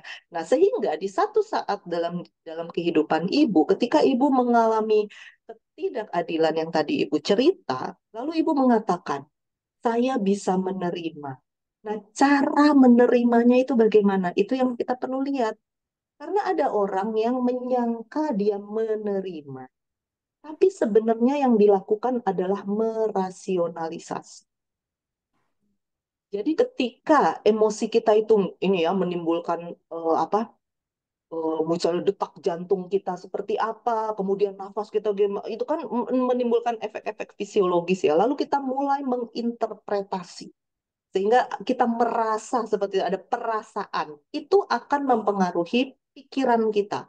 Lalu pikiran kita itu akan bekerja. Cara bekerjanya bagaimana? Misalnya dia bilang, udahlah, ini yang terbaik untuk ini memang kehendak Tuhan, walaupun nggak enak, terimalah, misalnya begitu. Lalu kemudian kita jadi, oke, udah terima. Tapi yang terjadi sebenarnya apa? Emosi kita nggak betul-betul kita proses. Tetapi kita menekan emosi kita dengan pikiran kita. Jadi yang sebenarnya kita lakukan tanpa kita sadar adalah rasionalisasi. Nah, yang namanya emosi itu kan tetap real, ada. Kita tahu nanti kalau nanti kita masih lanjut sesinya, saya akan jelaskan. Tapi kalau enggak, berarti minggu depan. Bahwa di dalam kita ini semua terdiri dari pikiran, perasaan, dan perilaku. Jadi apa yang kita rasakan akan mempengaruhi pikiran, apa yang pikiran kita mempengaruhi perilaku, perilaku kita mempengaruhi dan terus saling tuh ya. Termasuk pikiran kita nih, ketika kemudian kita mengatakan terus seperti yang tadi Ibu bilang, doakan saya bukan mengatakan doa itu tidak punya dampak, bukan itu ya. Tetapi eh, ketika itu men-trigger sesuatu di dalam emosi kita, kalau ini emosi ini nggak kita proses, tetapi yang kita proses pikiran kita, maka pikiran kita itu akan jadi melakukan sebenarnya rasionalisasi yang luka ini, luka, marah, itu tuh kemana tuh? Kan tetap masih ada di dalam diri kita. Hanya kita tekan supaya nggak kita rasakan. Nah, ketika itu terus terjadi, ketika kita kemungkinan besar peristiwa-peristiwa dalam hidup itu seringkali mengeletuk, membuat jadi teringat tuh rasa nggak adil itu. Tetapi, tekan, enggak, terima, terima. Ini pasti ada maksud Tuhan, pasti betul ada maksud Tuhan. Namun proses emosinya ini loh, gitu ya. Nah, kemudian ketika itu terus ada di dalam diri ibu, terjadilah peristiwa ini nih kepada anak ibu. Nah, itulah tuh yang kemudian seperti Iya. men-trigger sesuatu yang udah begitu lama ibu nggak mau lihat, nggak mau ini, nggak mau rasakan karena nggak enak kan ngerasa itu kan nggak Hmm. enak. Nah, di saat begini rasionya udah nggak bisa bekerja. Kenapa? Karena memang emosinya udah begitu kuat tuh. Itulah yang membuat kita meledak marah.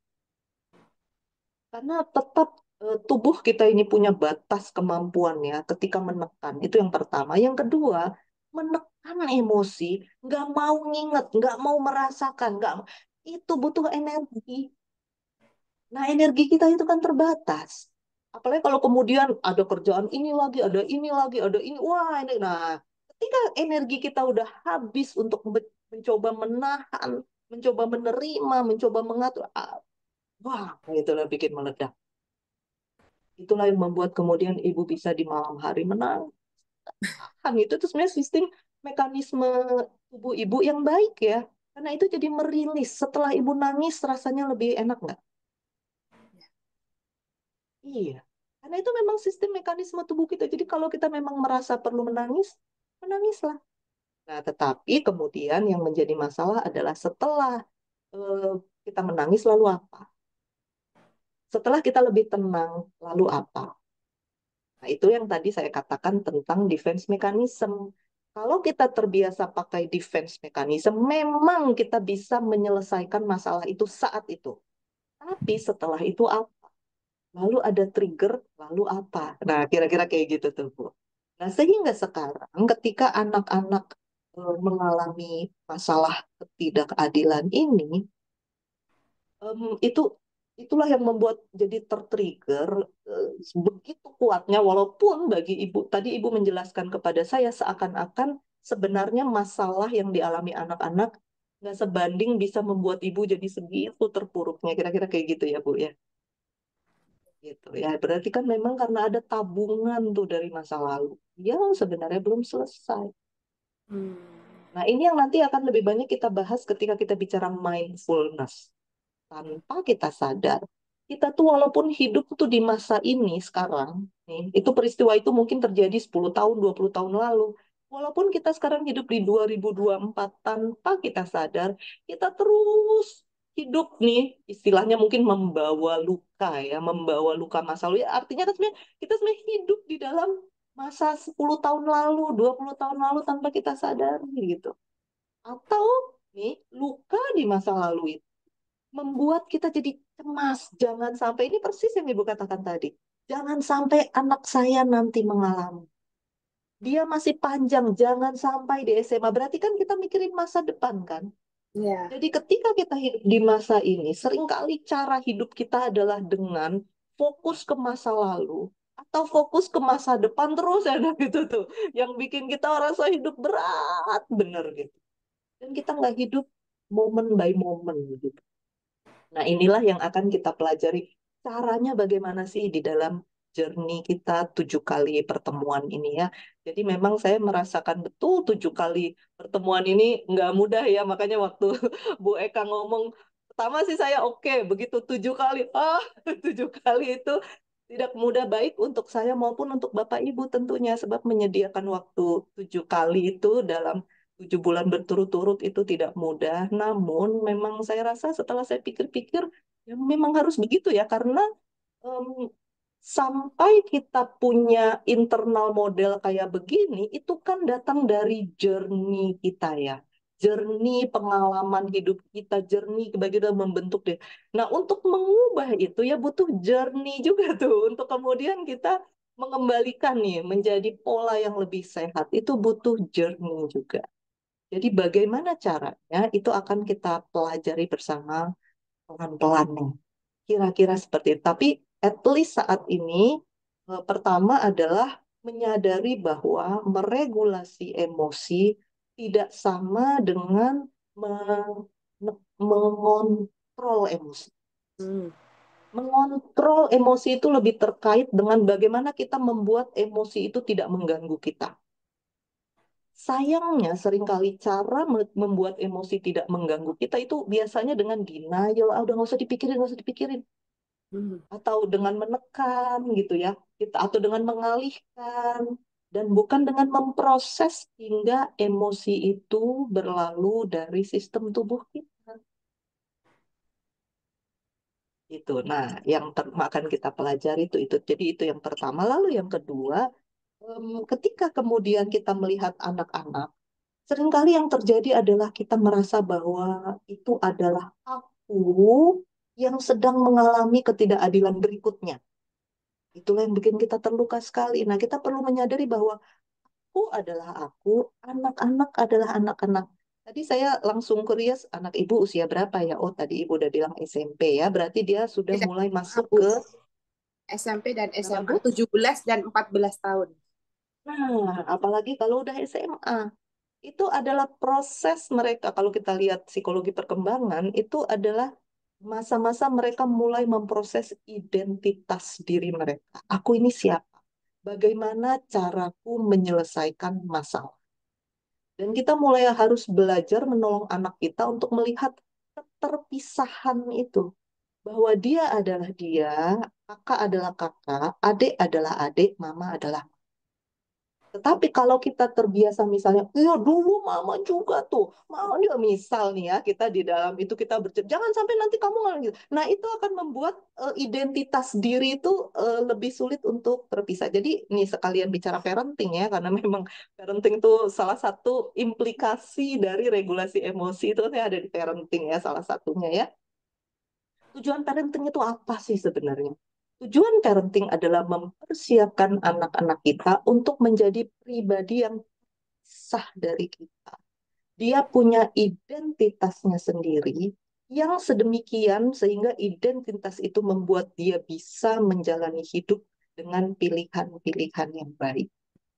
Ketika anak-anak masih ada di masa pengasuhan, itu tugas kita sebagai orang tua menanamkan value gitu ya, cara menyelesaikan masalah, cara mengambil keputusan. Tapi sambil dia beranjak dewasa, kita mulai membiarkan mereka memahami cara mereka sendiri mengambil keputusan, lalu mengalami resiko-resiko tentu saja sesuai usia ya, yang masih bisa terus sehingga kemudian mereka mulai belajar sendiri. Oh, oh ini salah. Oh, aku harusnya nggak gini, nah gitu. Sehingga nanti mereka bisa berdiri terpisah dari kita dan bisa mengambil keputusan-keputusan yang baik untuk hidup mereka. Nah, parenting itu kan sebenarnya kalau mau kita singkat gitu ya, itu tuh parenting.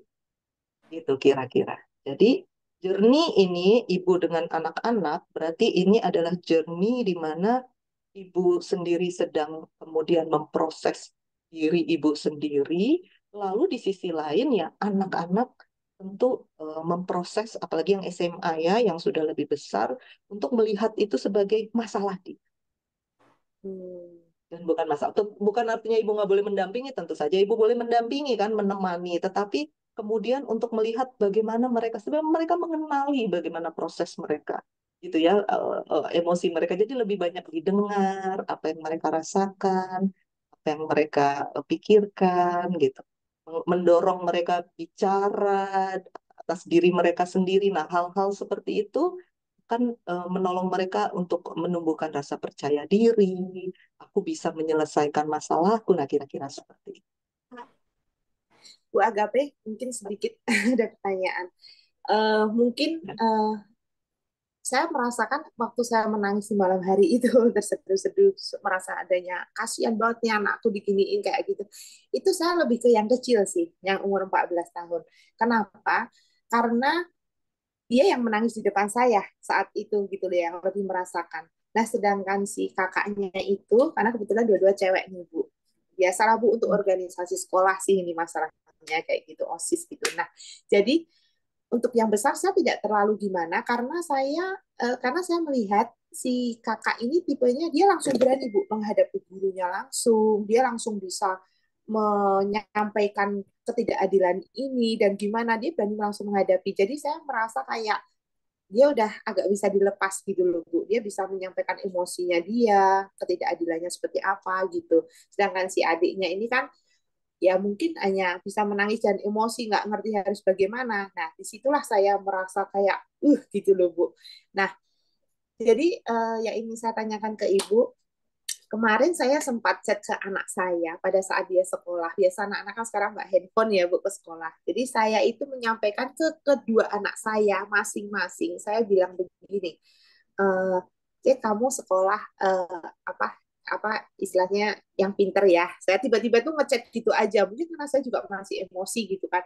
Terus saya bilang eh, kalau nggak tahu ada yang nggak bisa tanya ke guru ya. Saya bilang gitu. Nah, terus setiap ada masalah kamu harus sampaikan ke papi mami. Saya bilang gitu kan. Terus habis itu poin yang terakhir ini saya sampaikan. Saya bilang pokoknya apapun mami akan backup kamu. Saya bilang begitu. Dan itu saya forward juga ke adiknya gitu loh Bu. Pasti mereka akan baca. Dan si kakaknya ini menjawab, oke okay, Mami gitu. Yang ingin saya tanyakan seperti itu saya salah nggak ya Bu ya? Sebagai orang tua, sebagai parenting ini. Saya tuh sebetulnya kata-kata saya itu seperti gini loh. Tenang aja kamu. Pokoknya gitu loh Bu istilahnya. Kayak Mami tamengnya kamu dah gitu loh istilahnya. Itu gimana ya Bu? Apakah akan membuat si kakak ini yang terutama 17 tahun ini ya Bu seperti yang Ibu sampaikan jati diri, identitas diri itu malah bisa membuat di mentalnya dia kayak saya juga nggak mau jadi nanti dikit-dikit ada mami kok ada mami gitu loh Bu. Gimana ya Bu? Ya, oke. Terima kasih. Ini pertanyaan menarik ya. Sebenarnya sangat tergantung apakah ibu begitu terus. Jadi konsistensi itu kan membentuk ya. Jadi kalau hanya satu peristiwa, mungkin tidak akan sedemikian. Jadi akhirnya masuk ke dalam eh, mekanisme bawah sadarnya mereka bahwa apapun nanti akan ada mami, apapun akan ada mami gitu ya. Jadi kalau baru satu peristiwa tentu saja tidak terlalu. Nah, tetapi kan kita kadang nggak ngeh ya. Jadi awareness ini harus kita bangun. Selama ini aku bagaimana nih sebagai orang tua kan gitu kita kan nggak tahu ya. Nah itu yang pertama. Yang kedua sebenarnya saya pikir kita lebih baik nggak usah bicara soal benar atau salah karena itu akan membebani kita ya.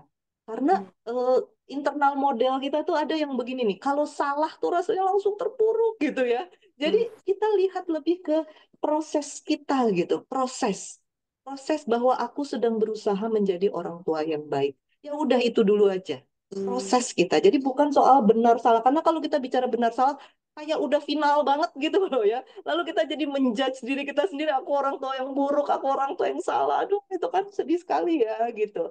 Karena toh niat ibu baik sebenarnya. Jadi lihat aja itu sebagai proses. Jadi kalau kita udah mikir tentang benar atau salah, biasanya kita udah secara psikologis ya. Kalau kita merasa salah, kita tuh sadar nggak sadar akan males mikirinnya. Karena rasa tertuduh sebagai orang salah itu bikin kita jadi gitu loh. Jadi lebih baik kita nggak pakai terminologi benar atau salah dalam konteks ini ya, dalam konteks ini. Kecuali memang benar-benar salah melakukan tindakan kriminal atau apa, kita harus berani bicara benar atau salah gitu ya. Tapi kalau dalam konteks kita sebagai upaya kita menjadi orang tua yang baik, nah itu saya pikir kita lihat aja sebagai proses. Nah, yang mau saya katakan adalah begini. Ketika ibu mengatakan tentang ada mama eh, yang akan jadi tameng kamu, kita perlu melihat dalam konteks apa gitu ya. Nah, kalau dalam konteks ini saya pikir mama itu tameng kamu, yang sehat adalah dalam konteks mama akan kasih contoh sama kamu cara meregulasi emosi yang baik gitu misalnya. Nah, itu memang tugas kita sebagai orang tua gitu. Tapi bukan dengan dalam konteks mama ambil alih masalah. Mama yang akan selesaikan untuk kamu. Nah, itu kan berbeda gitu. Jadi bukan dalam konteks itu. Tapi mama karena ini anak udah remaja, beda dengan kalau ini anak TK ya. Gitu kan, ini anak sudah remaja. Jadi peran kita sebagai orang tua adalah bagaimana kita bisa meregulasi emosi. Kita tidak lagi defense mechanism, kita tidak rasionalisasi, kita tidak menekan. Kayak misalnya tadi Ibu kasih satu kalimat yang saya tangkap ketika Ibu bercerita tentang anak pertama. Ibu bilang anak itu lebih nerimo. Nerimo itu artinya apa? Nerimo itu apakah artinya dia bisa meregulasi emosinya sehingga jadi itu ada istilah acceptance ya di dalam, dan itu adalah sebuah skill yang sehat. Kita accept keadaan yang seada-adanya keadaan. Tetapi banyak orang yang kemudian keliru memahami acceptance, keliru dengan eh, em, rasionalisasi atau denial atau ya sudahlah gitu. Ya udah deh nggak usah dipikirin. Ya udah deh gitu. Nah sehingga yang kedua tadi, bagaimana emosi itu terjadi dalam dirinya tuh kemudian dia nggak mau proses. Jadi ketika kemudian mulai terbentuk tuh ya, karena setiap peristiwa itu kan ya akan menimbulkan efek-efek fisiologis dalam diri kita gitu kan, yang kemudian ketika itu terus kita proses, membuat perasaan kita jadi negatif, kemudian membuat mood kita jadi negatif. Dan itulah yang membuat orang jadi cenderung seringkali mempersalahkan diri kah, atau seringkali gampang ke-trigger kah, atau apalah gitu ya, karena nggak diproses selama ini. Nah, itu yang perlu kita pahami. Sehingga tentu saja ketika ibu mengatakan, aku akan menolongmu karena aku orang tuamu, itu adalah hal yang sangat baik menunjukkan tanggung jawab ibu sebagai orang tua. Tetapi yang perlu kita lihat adalah lalu porsinya apa itu ya, porsinya apa ya, itu tadi. Jadi salah satu bentuk tanggung jawab ibu sebagai ibu yang baik ya tentu saja bahwa ibu mau nih hadir hari ini, dan ibu mau sharing, merelakan kisah ibu didengar semua orang gitu kan. Itu kan sebenarnya sebuah proses yang sangat baik ya, menunjukkan bahwa ibu bersedia untuk berproses, menerima. Jadi jangan pertanyakan lagi ini aku ini salah apa benar. Ini proses aja gitu ya, journey kita ya, kira-kira seperti itu sih. Terima kasih Bu Agape untuk eh, apa masukannya dan juga pencerahannya untuk siang ini. Terima kasih Bu, Tuhan berkati. Terima kasih, Bulan. Terima kasih Bu Lani. Ada lagi yang lain barangkali? Atau mungkin kita bisa lanjut dulu Bu? Kira-kira 15 menit lagi. Oke, baik, kita Terima kasih, Bu. lanjutkan ya. Terima kasih, Bu. Kenapa ini? Oke, saya share lagi ya. Sejauh ini apakah cukup jelas, terlalu cepatkah, atau terlalu rumit, atau bagaimana? Mungkin bisa ada feedback. Kalau 3 kata saya sih simple, practical, and deep. Oke, terima kasih. Baik, terima kasih. Dengan demikian kita coba lanjut ya. Nah, coba kita lihat video ini ya. 세상을 이기는 힘은요, 사랑 가장 많이 받는 애들이 가장 세상을 이길 수 있는 힘이 생겨요. 난 늘 방황했어요, 지금도. 우리 아버지도 한 번도 내 맘 알지? 사랑 표현하지 않으면 나를 낫다고 해서 저 사람 날 사랑한다고 안다고 생각하죠? 아니요. 표현해줘야 돼요. 알려줘야 돼요. 아버지가 그렇게 못하면 엄마라도 번역해줘야 돼요. 아버지는 너를 사랑하는 거란다. 나도 너를 사랑하는 거란다. 아버지도 안 해줬고 엄마도 안 해줬어요. 끝끝내 안 해줬어요. 내가 50이 됐는데도. 그래서 우리 셋 딸은 우리끼리 똘똘 뭉쳐서 받지 못한 마음을 우리끼리 해요. 또 세상은, 나머지 세상은 또 살아가야 되니까. 그래서 우리는 또 사랑해서 남한테 그 사랑을 또 줘야 되니까. Iya. Ketika saya lihat video ini ya, saya sangat tersentuh ya melihat seseorang yang usianya sudah 50 tahun. Artinya peristiwa-peristiwa pengasuhan yang walaupun orang tuanya tidak melakukan KDRT ya. Dari cerita mereka hanya simply tidak hadir secara emosi, itu istilahnya ya. Jadi biasanya disebut emotional unavailability. Jadi nggak available secara emosi. Jadi mungkin ketika pulang kantor udah pusing mumet gitu ya melihat anak itu udah nggak bisa hadir lagi secara emosi walaupun secara fisik hadir. Walaupun secara fisik memberikan kebutuhan-kebutuhan finansial dan seterusnya, tetapi jiwa manusia itu butuh berelasi, butuh koneksi gitu ya. Emosi itu sesuatu yang dibutuhkan. Nanti kita lihat ya, apa sih fungsinya emosi dalam hidup ini gitu. Jadi yang sebenarnya ingin saya sampaikan lewat video ini yang dari tadi sudah kita diskusikan bahwa itu bagaimana peristiwa-peristiwa masa lalu membentuk kayak internal model di dalam diri. Sehingga itu jadi satu semacam modal ya dalam tanda petik.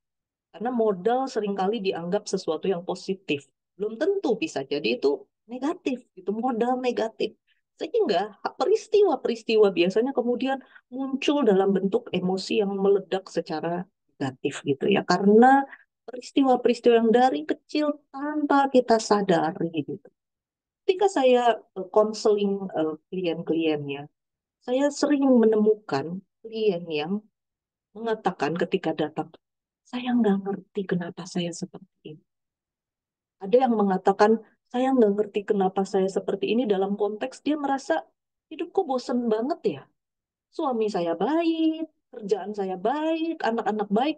Oh hidup saya kayak gini banget ya, sangat nggak menarik sana gitu. Jadi dia nggak ngerti apa yang terjadi.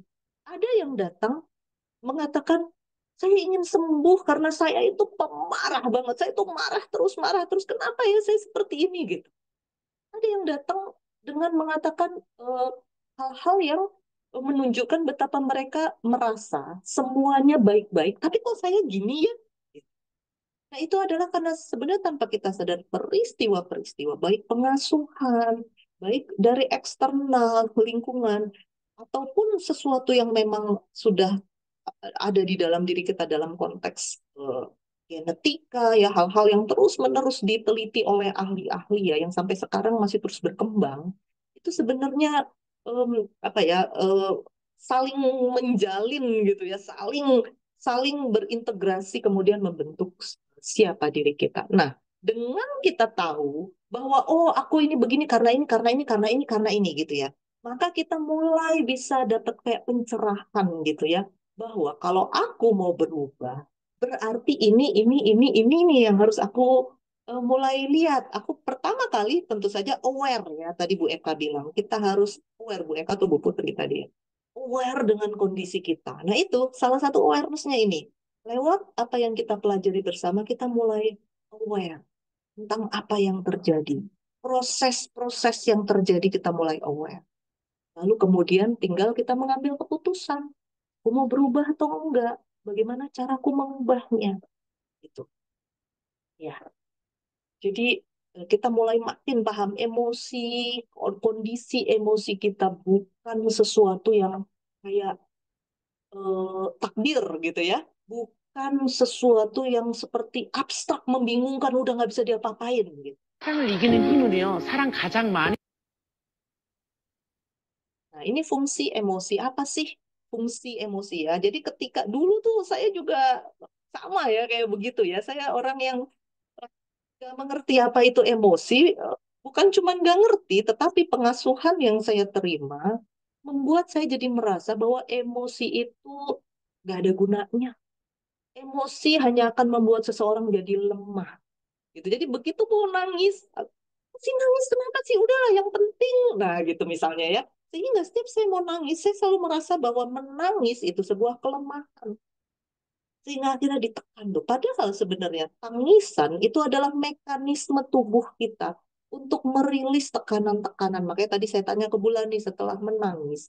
Apa Ibu lebih tenang? Iya lebih tenang. Coba aja Bapak Ibu. Kalau emang rasanya pengen menangis, menangislah gitu ya. Nanti setelah itu rasanya lebih tenang. Itu memang mekanisme tubuh kita ya. Bagaimana kemudian tubuh itu mengirim sinyal-sinyal kepada kelenjar-kelenjar, kepada sistem segala macam, sehingga terbentuklah itu ya, fisiologi kita bergerak membuat jadi muncul nih kelenjar-kelenjar air mata terbentuk, kita rasanya pengen nangis, dada yang sesak itu rasanya butuh untuk dilegakan. Nah, itu ya. Nah, jadi ketika saya mulai mendengar kata emosi, lalu mendapat informasi bahwa emosi itu penting, saya bertanya, apa sih gunanya emosi? Bukannya emosi itu cuma bikin kita lemah. Kita jadi kayak target kita gitu ya, jadi kayak terdistraksi gitu ya dengan emosi. Nah, pertama, fungsi emosi itu adalah di dalam komunikasi. Ketika kita berkomunikasi dengan menyertakan emosi, orang bisa lebih nyambung. Misalnya nih, saya ngomong begini ke Bapak Ibu. Ya, selamat siang ya, Bapak Ibu. Terima kasih ya, sudah hadir. Oke, kita akan mulai. Nah, gitu ya. Bedakan dengan misalnya saya gini, selamat siang Bapak Ibu. Wah, saya senang sekali bisa hadir. Saya sungguh merasa terhormat ya. Terima kasih Bapak Ibu menyediakan waktu untuk hadir, gitu ya. Rasa nggak tuh bedanya? Ketika saya mulai menyertakan emosi itu membuat komunikasi bisa lebih nyambung. Nah, misalnya seperti ini nih ya, your feedback. Misalnya kita bilang, boleh dong saya minta feedback ya. Misalnya apakah itu worst, poor, average, good, excellent. Nah, kalau kita memberikan ekspresi ya dari emosi yang kita biarkan untuk hadir gitu ya, untuk memberikan kemudian apa ya perubahan-perubahan secara fisiologis, orang akan lebih ngerti nggak? Coba sebelum tadi ada wajah-wajah ini nih, ketika masih begini, dengan ketika kemudian wajah-wajahnya muncul, lebih paham nggak Bapak Ibu? Rasanya lebih nyambung nggak? Iya kan ya? Kayak sih gitu ya. Oh, maksudnya average tuh gitu. Oh, maksudnya good itu. Oh, maksudnya excellent. Jadi lebih paham. Itulah mengapa emosi itu penting untuk kita sertakan ya. Untuk kita nggak kayak robot gitu loh. Nah, makanya sekarang AI itu, Artificial Intelligence, salah satu upaya yang terus-menerus mereka lakukan adalah menyelipkan emosi gitu kan. Membuat, karena robot itu yang membedakan dengan manusia nggak ada emosinya gitu. Jadi berusaha menambahkan emosi supaya komunikasinya lebih nyambung gitu. Jadi emosi itu berguna satu misalnya di dalam komunikasi kita. Kita jadi lebih ngerti, lebih bisa merasakan. Misalnya ketika ngomong begini ya, eh, saya merasa apa yang dialami anak saya itu sungguh nggak adil. Misalnya ngomong begitu. Dengan kalau misalnya kita mengatakan begini,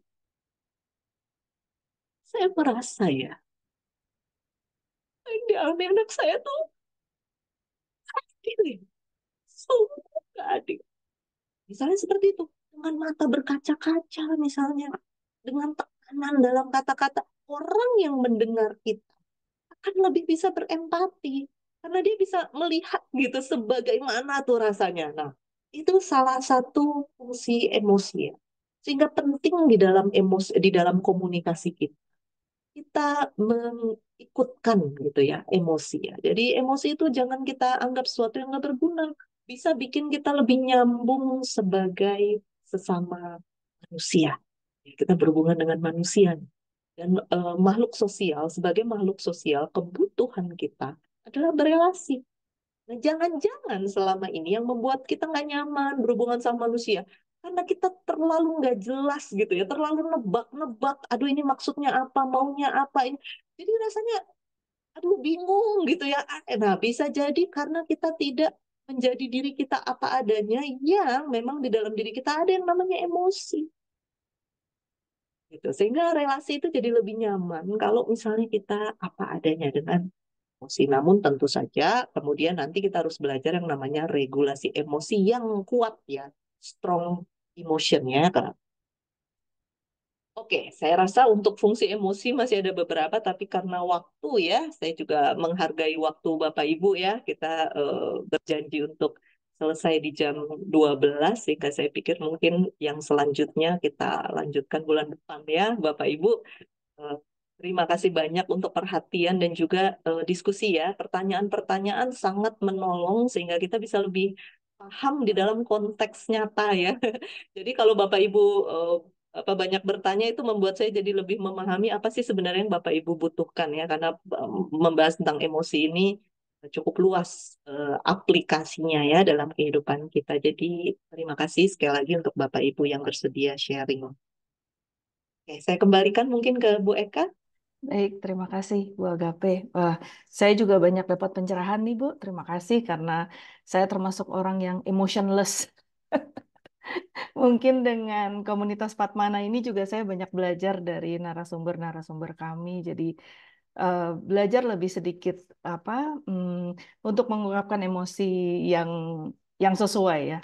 Saya tuh emang orangnya lebih banyak emotionless sih. Mbak Putri mungkin tahu. Oke, baik. Mungkin kita foto bersama dulu kali ya. Kalau yang bisa buka ininya, camnya, kita masih lanjut ya, teman-teman. Nanti bulan depan, tanggal di akhir bulan, sebentar, saya cek dulu sebelum saya ini tanggal 25 April tapi sore hari. 25 Mei. 25 Mei, sorry. 25 Mei jam 3:30 sampai jam 5:30 sore. Oke, sebentar. Oke, pasang senyumnya yang cerah. Sebentar ya, saya foto dulu.